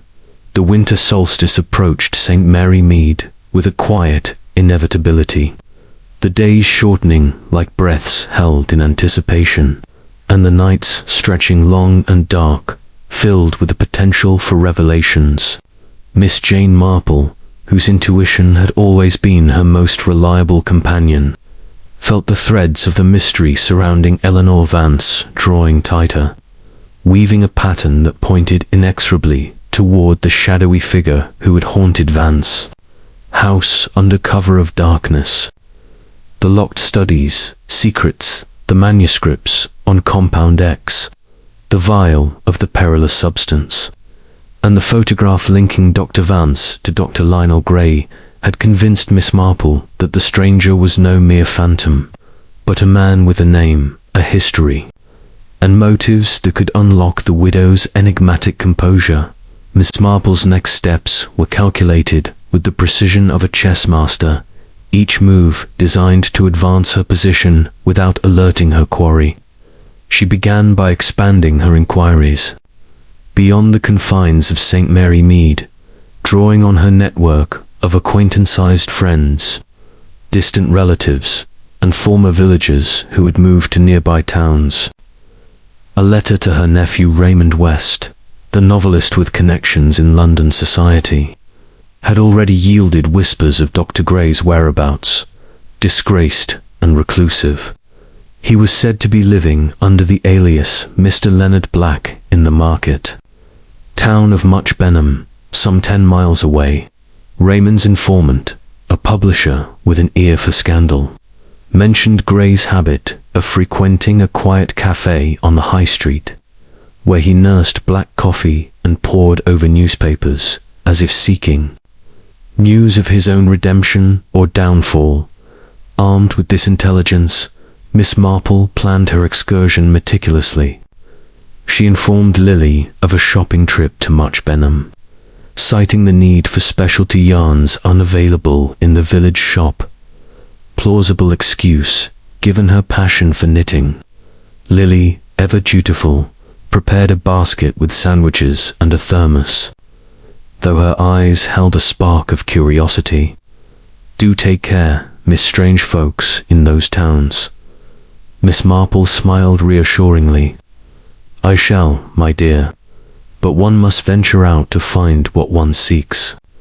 The bus to Much Benham rattled along the winding country roads, its windows fogged with the breath of passengers bundled against the cold. Miss Marple sat near the front, her handbag clutched on her lap, her mind rehearsing the encounter ahead. She knew confrontation required delicacy. Grey was a man cornered by his past, likely defensive, but perhaps vulnerable to the gentle probing of an elderly lady who appeared harmless. Much Benham was a bustling contrast to St. Mary Mead. Its high, street-lined with shops selling everything from antiques to fresh produce, and its pavements crowded with shoppers hurrying through the chill. Miss Marple alighted at the central stop, her steps purposeful as she made her way to the cafe Raymond had described, the Copper Kettle, a quaint establishment with lace curtains and a sign creaking in the wind. She entered, the bell tinkling softly, and surveyed the room, a few locals at the counter, an elderly couple by the window, and there, in a corner booth, a lean man with sharp features, his eyes fixed on a newspaper. It was Grey or Black, as he styled himself, his photograph from Vance's study etched in her memory. She approached the counter, ordering a pot of tea and a slice of Victoria sponge, then, as if by chance, chose the table adjacent to his booth. Grey glanced up briefly, his gaze flickering with mild annoyance. But Miss Marple's disarming smile, that blend of warmth and innocence, seemed to ease him. She settled in, pouring her tea with deliberate slowness, allowing the minutes to pass until an opportunity arose. It came when Grey folded his newspaper with a sigh, revealing the headline, "Medical Breakthrough in Heart Treatments Announced." Miss Marple seized the moment. Fascinating, isn't it? How science marches on. I knew a doctor once, quite brilliant in hearts, Dr. Arthur Vance, from St. Mary Mead. Grey's hand froze on his coffee cup, his pallor deepening. Vance, I have heard the name. Miss Marple leaned slightly closer, her voice conspiratorial yet kind. Oh, more than heard, I suspect. You were colleagues, weren't you, Dr. Grey? The use of his real name struck like a dart. Grey's eyes darted to the door, then back to her, assessing the threat in this frail old woman. Who are you? What do you want? Miss Jane Marple, she replied calmly, sipping her tea. A friend of sorts to Mrs. Vance. I've been concerned about her, and about certain visitors to her home. Grey's shoulders slumped, the fight draining from him as resignation set in. He gestured for her to join his booth, his voice low. Very well, but not here too many ears. They relocated to a nearby park, barren in winter, but offering privacy on a bench overlooking a frozen pond. Grey lit a cigarette with trembling hands, inhaling deeply before speaking. Vance and I were partners in research. Compound Exit was our brainchild, a potential cure for deadly arrhythmias. But it went wrong. Side effects unpredictable. Lethal in some cases. Miss Marple nodded, her expression one of sympathetic understanding. And the scandal, your disgrace. Grey's laugh was bitter. I pushed for human trials too soon. Vance warned me, but ambition blinded me. Patience suffered. I was struck off. Vance distanced himself, destroyed most records to protect us both. But he kept some final sample, notes. He promised to bury it all. And his death, Miss Marple pressed gently. A heart attack, they said. Grey stubbed out his cigarette, his face haunted. He tested it on himself on last experiment to prove its flaws. Or so I believe. He called me that week, frantic, saying he'd found something damning in the formula. Then, silence. Miss Marple's mind word, fitting this to her discoveries. You've been visiting Mrs. Vance. Why? To retrieve what's left, Grey admitted, his voice cracking. If those notes surface, it'll ruin what's left of my life and taint Vance's memory. Eleanor knows. She's been helping, burning what she can. But she's scared thinks someone else knows. Someone else. Miss Marple echoed, her eyes sharpening. Grey shook his head. I don't know. Letters, anonymous, demanding the formula. Blackmail, perhaps. That's why I came at night with a case of tools to search the study if needed. The revelation hung in the air, a new layer to the mystery. Miss Marple thanked him, promising discretion if he ceased his visits. Let me handle this, for Eleanor's sake. Grey agreed reluctantly, his figure diminishing as he walked away, a man broken by his own hubris. On the bus home, Miss Marple pondered this twist. Grey was no villain, merely desperate. But blackmail, that suggested another player, someone aware of Compound X's dangers and Vance's self-experimentation. A patient harmed, a rival researcher. Arriving in St. Mary Mead, she found Lily waiting with news from Sarah. Mrs. Vance received a letter today anonymous, no stamp. She read it and went pale, then locked herself in the study. Miss Marple's resolve hardened. The stranger revealed, but the shadows deepened. She would visit Eleanor soon, armed with Grey's confessions, to pierce the veil of her silence as evening fell. Snow beginning to dust the village. Miss Marple sat by her fire, knitting absently. The pieces were aligning, but the picture was incomplete. The widow's dry eyes hid not indifference, but a storm of secrets, and Miss Marple was determined to weather it. Chapter 10. The widow's masks. The winter chill had settled firmly over St. Mary Mead, blanketing the village in a quiet frost that muffled footsteps and sharpened the air with crystalline clarity. Miss Jane Marple, ever attuned to the nuances of both weather and human nature, sensed that the mystery of Eleanor Vance was nearing a turning point. The revelations from Dr. Lionel Grey in Much Benham had cast a stark light on the past, illuminating Dr. Vance's fatal experiment with Compound X and Eleanor's role in guarding his secrets. Yet the spectre of anonymous letters and potential blackmail hinted at an unseen hand, stirring the shadows around Vance House. Miss Marple knew that to unravel the truth, she must confront Eleanor not with accusations, but with the gentle persistence that had always served her well. The opportunity came with an invitation for a walk, proposed under the guise of sharing gardening tips as the village prepared its winter beds. Eleanor accepted, perhaps out of politeness or a need to escape the confines of her silent home. They met at the edge of St. Mary Mead's common, where the frost-crusted grass crunched underfoot and the bare trees stood like sentinels against a pale sky. Eleanor, clad in a heavy black coat, her dark hair pinned neatly beneath a felt hat, carried herself with her usual poise, but Miss Marple noted the faint lines of strain around her eyes, a subtle erosion of her impervious facade.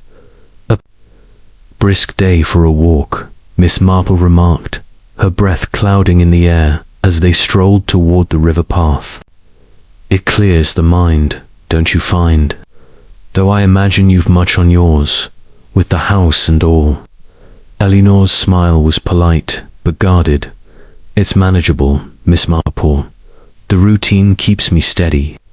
They walked in silence for a moment, the river's gentle gurgle filling the space between words. Miss Marple, with the skill of one accustomed to coaxing truths from reticence, chose her moment carefully. "You've carried a heavy burden since Dr. Vance's passing," she said softly, her eyes on the path ahead. "Not just the loss, but his work. It must weigh on you, sorting through his legacy." Eleanor's step faltered, though she recovered quickly. "His work was his life," she replied, her voice measured. "I'm merely tidying up loose ends." Miss Marple nodded, her expression one of gentle sympathy. "Of course. But such a brilliant man, his research on the heart. That compound X. I heard he and Dr. Grey were close to something remarkable, yet dangerous. Did he ever share that with you?" The mention of Grey's name struck a chord. Eleanor's hands tightened on her scarf, her lips pressing into a thin line. "Arthur spoke little of his research at home," she said, her tone clipped. "He wanted to shield me from its complexities, or its risks." Miss Marple ventured, her voice as soft as the falling snowflakes that had begun to dust their path.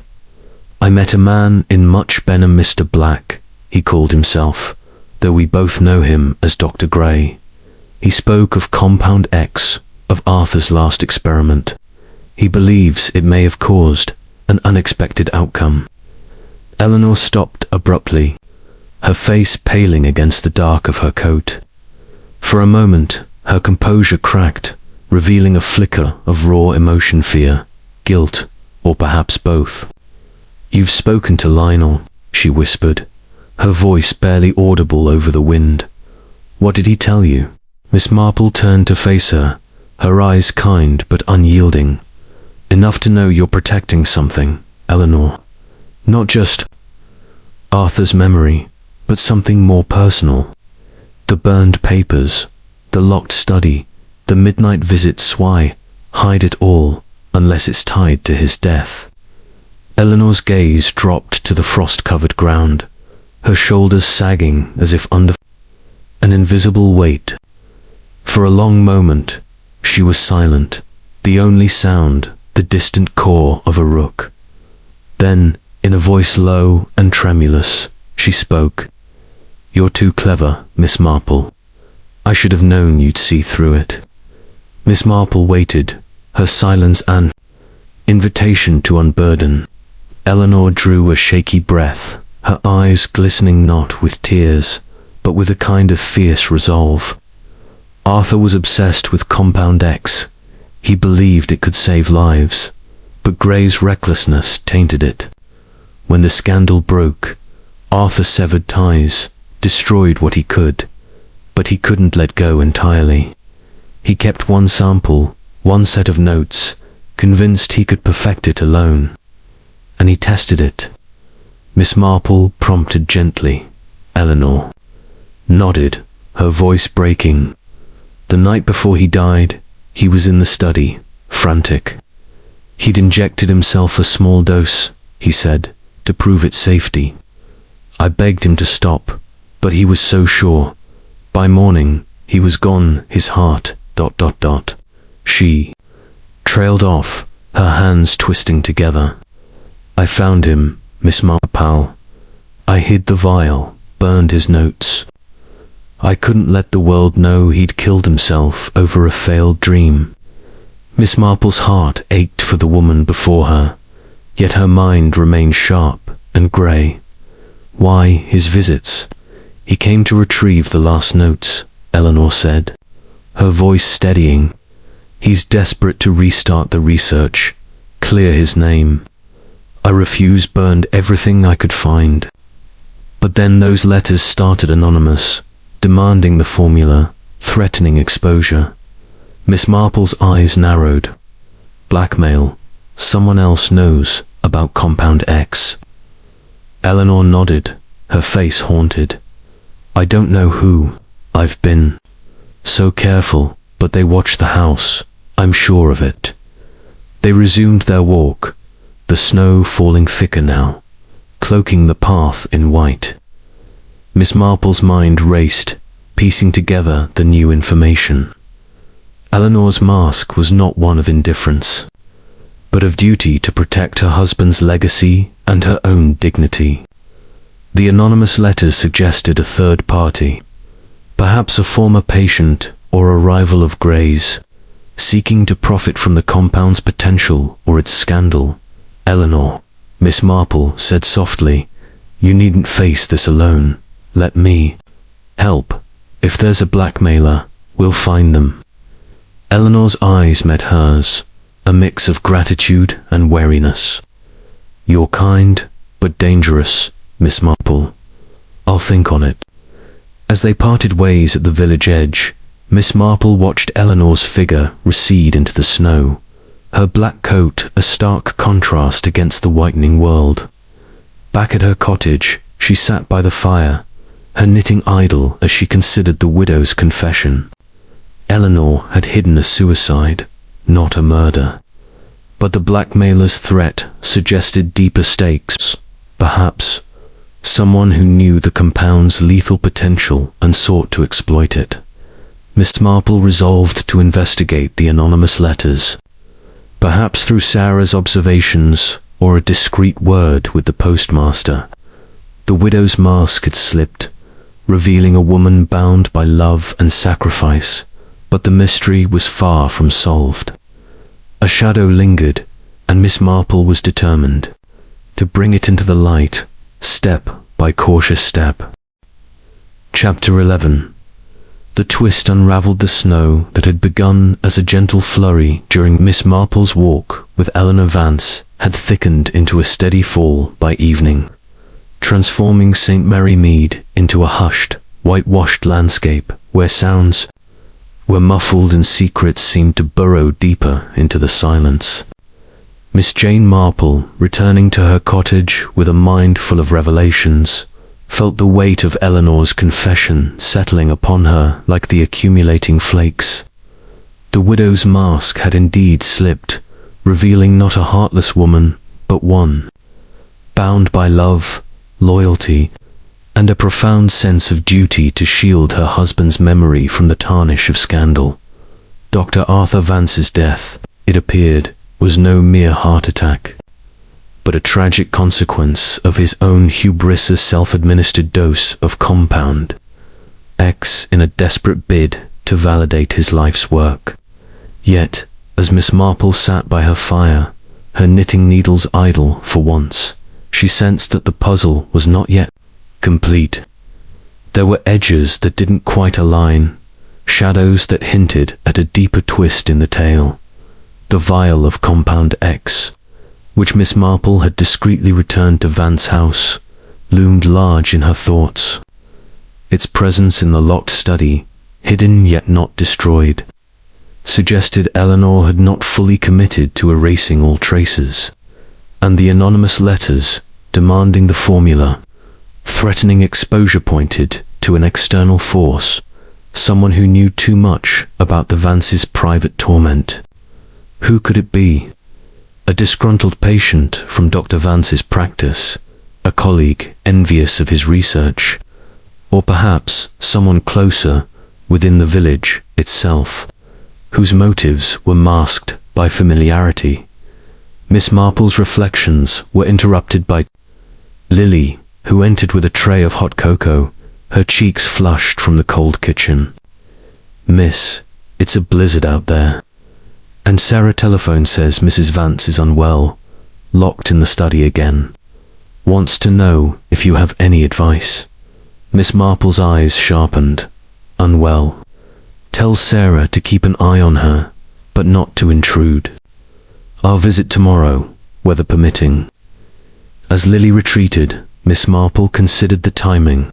Eleanor's confession had left her vulnerable, and if the blackmailer sensed weakness, they might strike again. She decided to review her notes, spread out on the table like a map of suspicions. The timeline, Dr. Vance's collaboration with Grey, the scandal, the withdrawal, the final visit from Grey a week before death. Then, the heart attacks sudden, unexplained beyond natural causes. Eleanor's burning of papers, Grey's clandestine retrieval attempts, the letters. A thought nagged at her, a detail from Sarah's earlier tales. The maid had mentioned overhearing Eleanor on the telephone, arranging a meeting in London, her voice tense. And the gardener, a new hire, mentioned. In passing by Lily, who had seen him laughing with Eleanor shortly after the funeral. Miss Marple frowned. The gardener, Mr. Edwin Croft, a sturdy man in his 40s with a scarred hand and a quiet demeanour. He had come to St. Mary Mead from London, recommended by a distant acquaintance. Could he be connected? The next morning, the snow had ceased, leaving the village pristine and still. Miss Marple bundled up and made her way to Vance House, her boots sinking into the fresh powder. Sarah greeted her at the door, her face drawn with worry.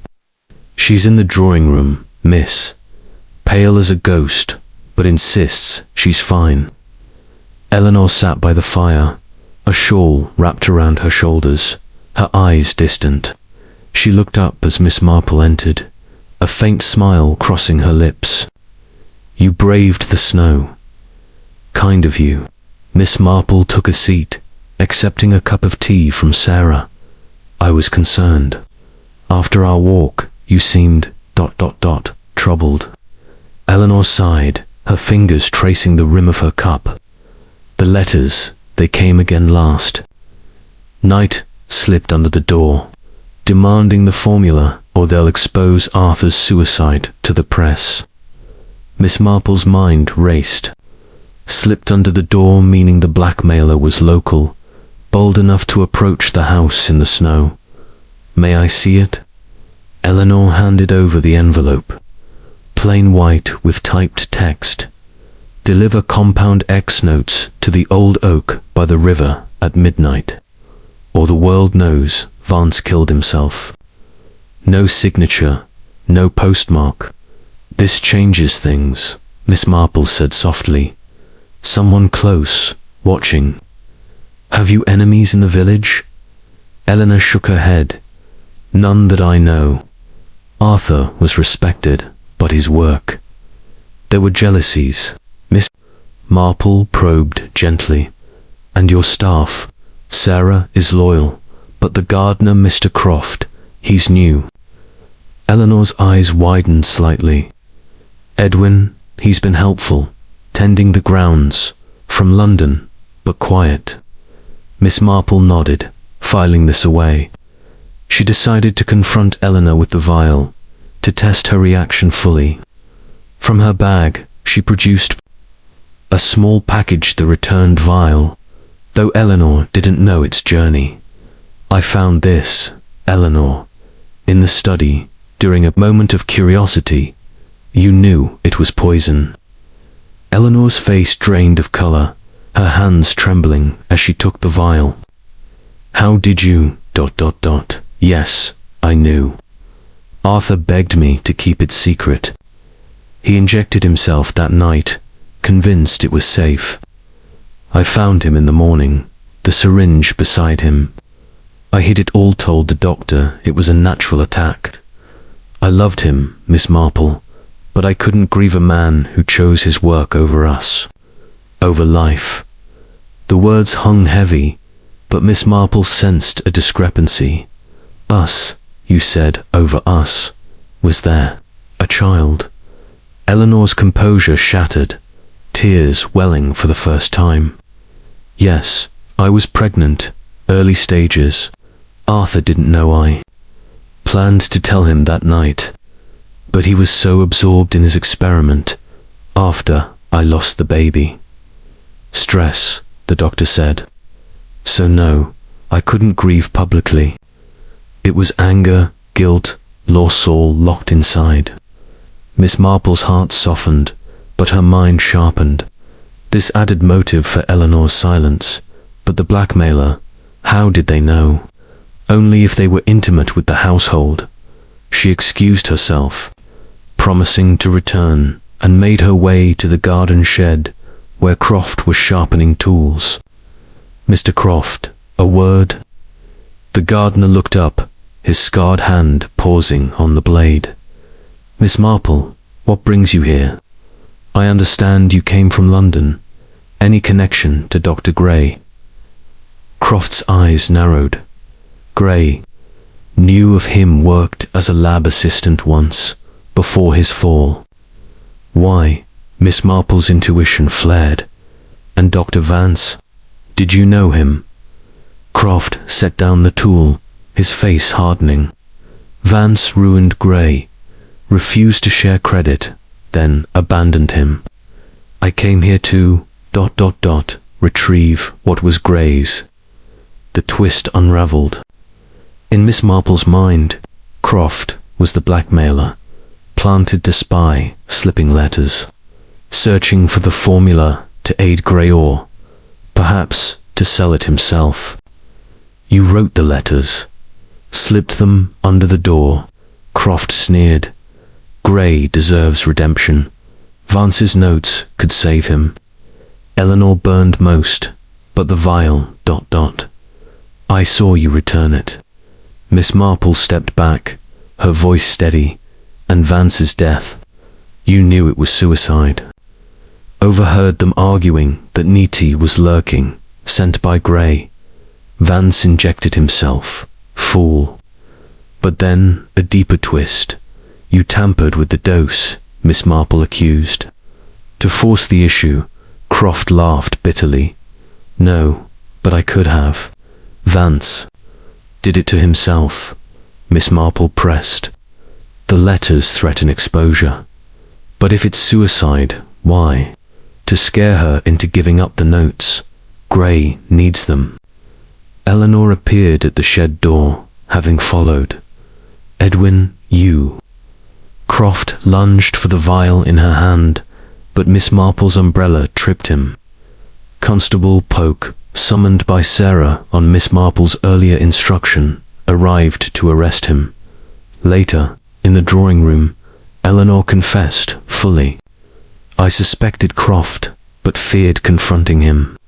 Thank you, Miss Marple. The twist, Croft was Grey's plant. But the real unraveling was Eleanor's hidden pregnancy. Explaining her dry eyes, grief turned inward, mixed with resentment. Miss Marple left, the snow melting under a weak sun. The puzzle solved, but human hearts remained complex. Chapter 12. The solicitor's box. The winter snows of St. Mary Mead had begun to recede, leaving patches of muddy earth and the first tentative buds of crocuses poking through the frost. Miss Jane Marple, her mind as sharp as the chill that lingered in the air, felt the mystery of Eleanor Vance drawing toward a close. Yet one final piece remained, the locked box held at Mr. Petherbridge's office.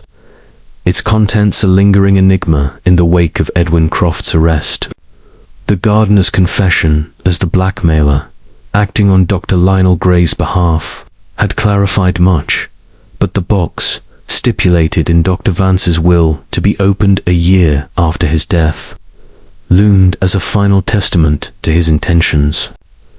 Miss Marple sensed it held the key to understanding not just his death, but Eleanor's resolute silence. The morning after Croft's apprehension, Miss Marple sat in her parlour, her knitting a mere prop as she reviewed the case.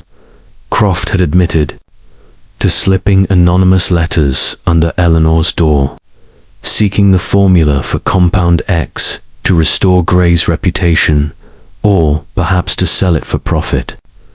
Eleanor's revelation of her lost pregnancy had explained her lack of public grief, a private wound masked by her composed exterior.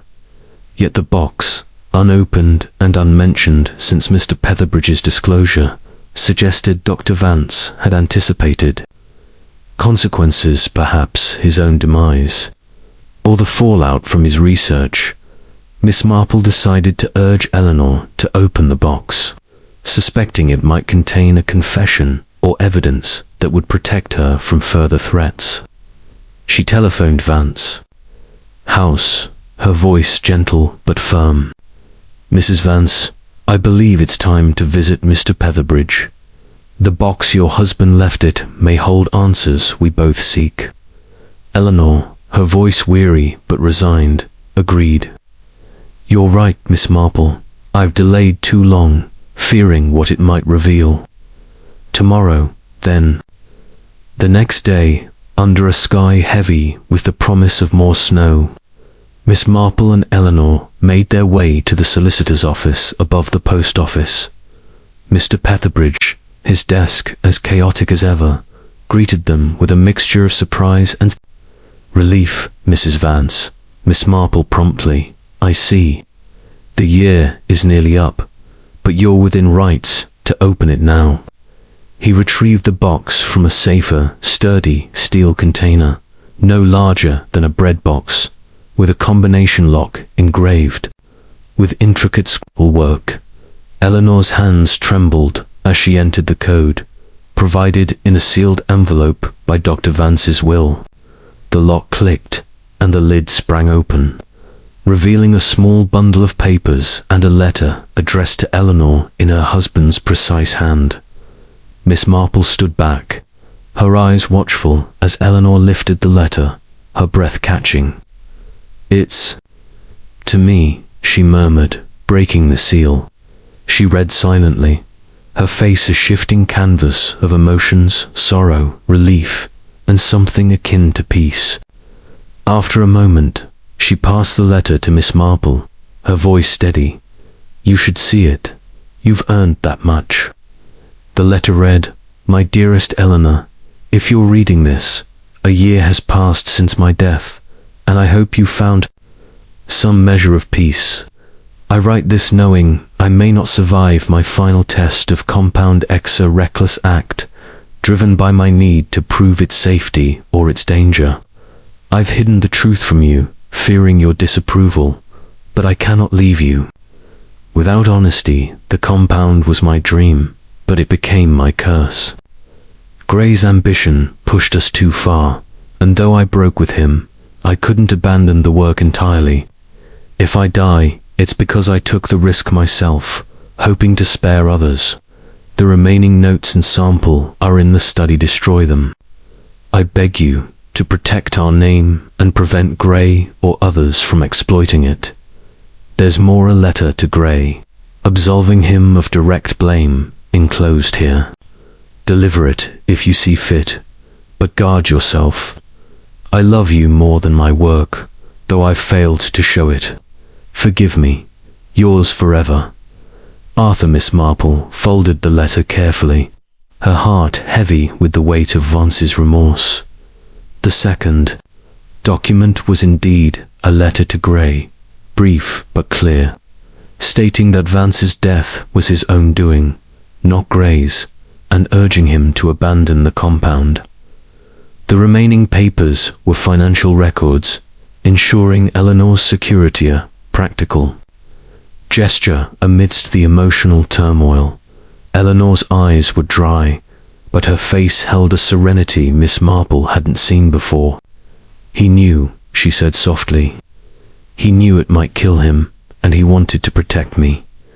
Miss Marple nodded, her voice gentle. And you honored that, in your way. What will you do with the letter to Grey? Eleanor hesitated, then took the letter and held it to the candle on Mr. Petherbridge's desk.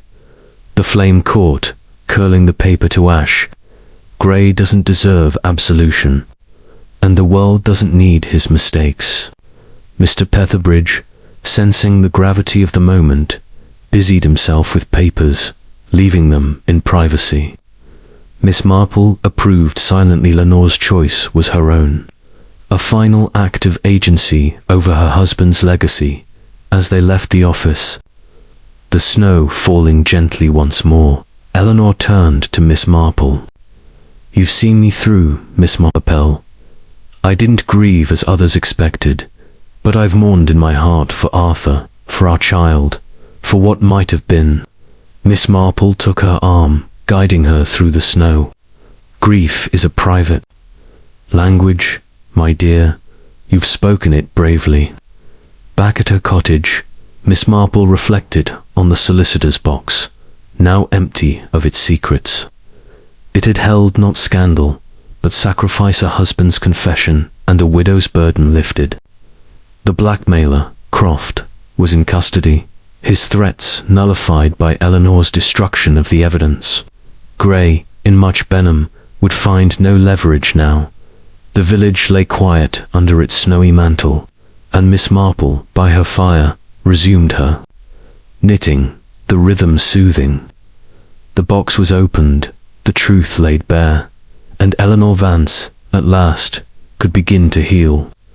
Her mask no longer needed in the forgiving light of understanding. Chapter 13. The village restored. The snows of St. Mary Mead had melted into a tentative spring, with the village awakening in a riot of green shoots and early blossoms that seemed to echo a collective sigh of relief. The air carried the scent of damp earth and budding hyacinths, and the lanes, once muffled by winter's frost, now hummed with the chatter of villagers preparing for the annual spring fair. Miss Jane Marple, seated in her garden with a cup of tea and her knitting, observed the world with her customary clarity, her thoughts lingering on the resolution of the mystery that had gripped the village for months. Eleanor Vance, the widow who never grieved, had emerged from the shadow of her husband's secrets, and the ripples of that truth were settling into the fabric of St. Mary Mead's life. The events at Vance House had reached a quiet conclusion, with the opening of the solicitor's box, which revealed Dr. Arthur Vance's confession of his fatal experiment with Compound X and his plea to protect his legacy. Eleanor's decision to burn the letter absolving Dr. Lionel Grey had been her final act of safeguarding her husband's memory, a choice that Miss Marple respected for its fierce loyalty, if not its justice. Edwin Croft, the gardener turned blackmailer, was now in the hands of the authorities. His scheme to retrieve the formula for Grey, or perhaps for his own, gain thwarted by Miss Marple's persistent unravelling of the truth. The anonymous letters, the midnight intrusions, the burned papers, all had been explained. Yet Miss Marple knew that the village's restoration required more than the resolution of a mystery. It demanded the healing of its heart, Eleanor. Once the subject of whispered speculation began to reappear in St. Mary Mead's daily life. Miss Marple noted her at the church, her black attire softened by a lavender scarf, a subtle shift toward lighter mourning. At the Women's Institute, Eleanor offered to lead a committee for the fair's flower show, her voice steady, her smile genuine if still reserved. The villagers, quick to gossip but equally swift to forgive when scandal subsided, welcomed her back with cautious warmth, their tongues now wagging about the spring weather, or the vicar's latest sermon rather than the widow's dry eyes. Miss Marple, ever watchful, invited Eleanor for tea a week after the box was opened. sensing the need to ensure the widow's peace was genuine. The drawing room, warmed by a modest fire, was a haven of quiet as Lily set out a tray of scones and jam. Eleanor, seated across from Miss Marple, seemed lighter, as if the weight of secrets had been lifted from her shoulders. "You've done so much for me," Eleanor said, stirring her tea with a delicate hand. "The village feels different now." Somehow, Miss Marple's eyes twinkled over her spectacles. "Villages are like gardens, my dear. They thrive when tended, but they can harbor weeds if left unchecked. Your strength has helped prune the rumors." Eleanor's lips curved in a faint smile. "Strength. I felt like a fraud, hiding so much. But burning that letter to Great was my choice, not Arthur's. I needed that." Miss Marple nodded, her knitting needles clicking softly. "Choices define us, even the painful ones. And the village sees you now, not as a mystery, but as one of their own." They spoke of lighter things, Eleanor's plans to replant the rose beds, the fair's upcoming baking contest, but Miss Marple noted a new openness in Eleanor's demeanor, a willingness to engage that had been absent before. The widow's grief, once locked within her heart, was finding expression not in tears, but in small acts of reconnection with the world around her. Later that day, Miss Marple strolled through the village, her basket swinging lightly as she greeted neighbors. Mrs. Bantry, bustling out of the post office, stopped to share the latest news. Eleanor's donated a prize for the flower show roses from Vance House. And she's smiling, Jane. Actually smiling. Who'd have thought? Miss Marple's lips quirked. "People surprise us, Dolly. They always do." At the church, Mrs. Clement mentioned Eleanor's renewed attendance at prayer meetings, her presence a quiet anchor among the chatter. Even old Mrs. Price, whose tales of shadows in the garden had sparked Miss Marple's initial suspicions, admitted over tea that she'd misjudged the widow, thought her cold, but she's got a heart, after all. As the spring fair approached, Miss Marple observed the village knitting itself back together. The whispers about Eleanor faded, replaced by anticipation for the stalls, the maypole dance, and the inevitable squabbles over whose jam was superior. Yet Miss Marple, ever reflective, sat by her fire that evening, her notebook open beside her. She traced the journey from rumor to resolution, the locked box, the vial of compound X, Croft's betrayal, Eleanor's hidden loss of a child. It was a tale of human frailty, of ambition and love intertwined, and of a widow whose silence spoke louder than tears. She thought of a case from years past. In a village much like St. Mary Mead, where a young man's suicide had been covered by his family to preserve their standing. The truth had healed them, as it had Eleanor, allowing the village to move forward. St. Mary Mead, too, was restored not to innocence, for no village was ever truly that, but to a balance where secrets no longer poisoned the air. As she closed her notebook, Miss Marple's gaze fell on the rose cutting Eleanor had given her months ago, now thriving in a pot by the window. It was a symbol, she thought, of resilience of life persisting through winter's chill. The village, like the rose, had weathered its storm, and Eleanor Vance, no longer the widow who never grieved, was blooming anew in its heart. Chapter 14. The final thread spring had fully unfurled over St. Mary Mead, draping the village in a tapestry of blossoms and vibrant greens that seemed to celebrate the end of winter's somber reign. The lanes were alive with the chatter of sparrows and the laughter of children, while the air carried the sweet perfume of lilacs and the promise of warmer days. Miss Jane Marple, seated in her garden with her knitting, felt a quiet satisfaction as she surveyed the village's renewal. The mystery of Eleanor Vance, once a knot of suspicion and intrigue, had unraveled, revealing a tale of sacrifice, loss, and redemption. Yet, as with all her puzzles, Miss Marple knew that the final thread, the moment when all loose ends were tied, required one last reflection, one final gesture to seal the story. The spring fair had come and gone, a triumph of community spirit with its colourful stalls, lively music, and Eleanor's roses taking first prize in the flower show.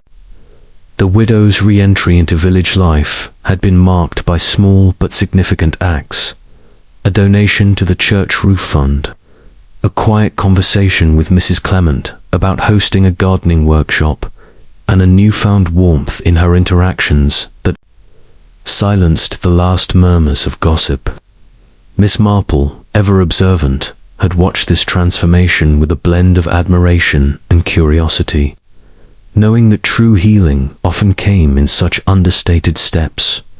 A few days after the fair, a letter arrived at Miss Marple's cottage, delivered by young Tom Higgs, the postman, whose grin suggested he knew its importance. The envelope, in Eleanor's elegant hand, was accompanied by a small parcel wrapped in brown paper. Miss Marple settled into her parlour, the morning light streaming through the window, and opened the letter with care. "Dear Miss Marple, words cannot express my gratitude for your kindness and insight. You saw through my silence, not to judge, but to understand, and in doing so, you gave me the courage to face the truth. Arthur's memory is safe now, and I am finding my way back to the world, thanks to you. Enclosed is a cutting from one of Arthur's favourite roses, the ones we tended together. Plant it, if you will, as a reminder that even after the darkest winters, life persists. I hope to call on you soon, as a friend. Yours sincerely, Eleanor Vance." Miss Marple unwrapped the parcel to find a healthy rose cutting, its stem vibrant and leaves glossy with promise. She smiled, touched by the gesture, and immediately set about preparing a pot by the window where it could catch the sun. As she pressed the soil around the cutting, her thoughts wandered to the journey that had begun with village whispers and ended in this quiet act of connection. The mystery had been complex, woven from Dr. Vance's fatal ambition, hidden grief for a lost child, and the sinister machinations of Edwin Croft, whose blackmail had threatened to unravel it all. The solicitor's box had provided the final clarity: confession of suicide, a plea for protection, and a widow's choice to burn away the last vestiges of scandal. Miss Marple had played her part, not as a judge, but as a guide, helping Eleanor navigate the shadows to find her place in the light. That afternoon, Miss Marple took her usual walk through St. Mary Mead, her basket swinging lightly as she nodded to neighbours. The village was at peace, its rhythms restored. Mrs. Bantry, bustling past with a bundle of fair programmes, called out, "Jane Eleanor's hosting a tea for the gardening club. Quite the turnaround, isn't it?" Miss Marple's eyes twinkled. "Indeed, Dolly. People mend in their own time." At the church, Mrs. Clement was pruning the yew hedge, her face bright with news. Eleanor's offered to teach the children about rosacess. It's what Arthur would have wanted. Miss Marple nodded, her heart warmed by the thought. Eleanor's grief, once locked within her, was finding expression in acts of generosity. A quiet tribute to the love she had borne her husband, despite his flaws. As evening fell, Miss Marple sat by her fire, her knitting resumed, the needles clicking in a soothing cadence. The rose cutting stood sentinel by the window, its leaves catching the last rays of sunlight. She thought of a similar case years ago in a seaside town, where a widow's silence had masked a different kind of secretor, betrayal, not a sacrifice. Every heart, she mused, had its own language, its own way of mourning or moving forward. Every heart has its secrets, she murmured, her voice soft in the quiet room, and every secret its time. The final thread was tied not with drama, but with the gentle certainty of understanding. St. Mary Mead, with its gossip and its grace, had absorbed Eleanor's story, making her one of its own again. And Miss Marple, her work done, returned to her knitting, content that the village, like the rose, would bloom anew, its roots deep in the truth she had helped uncover.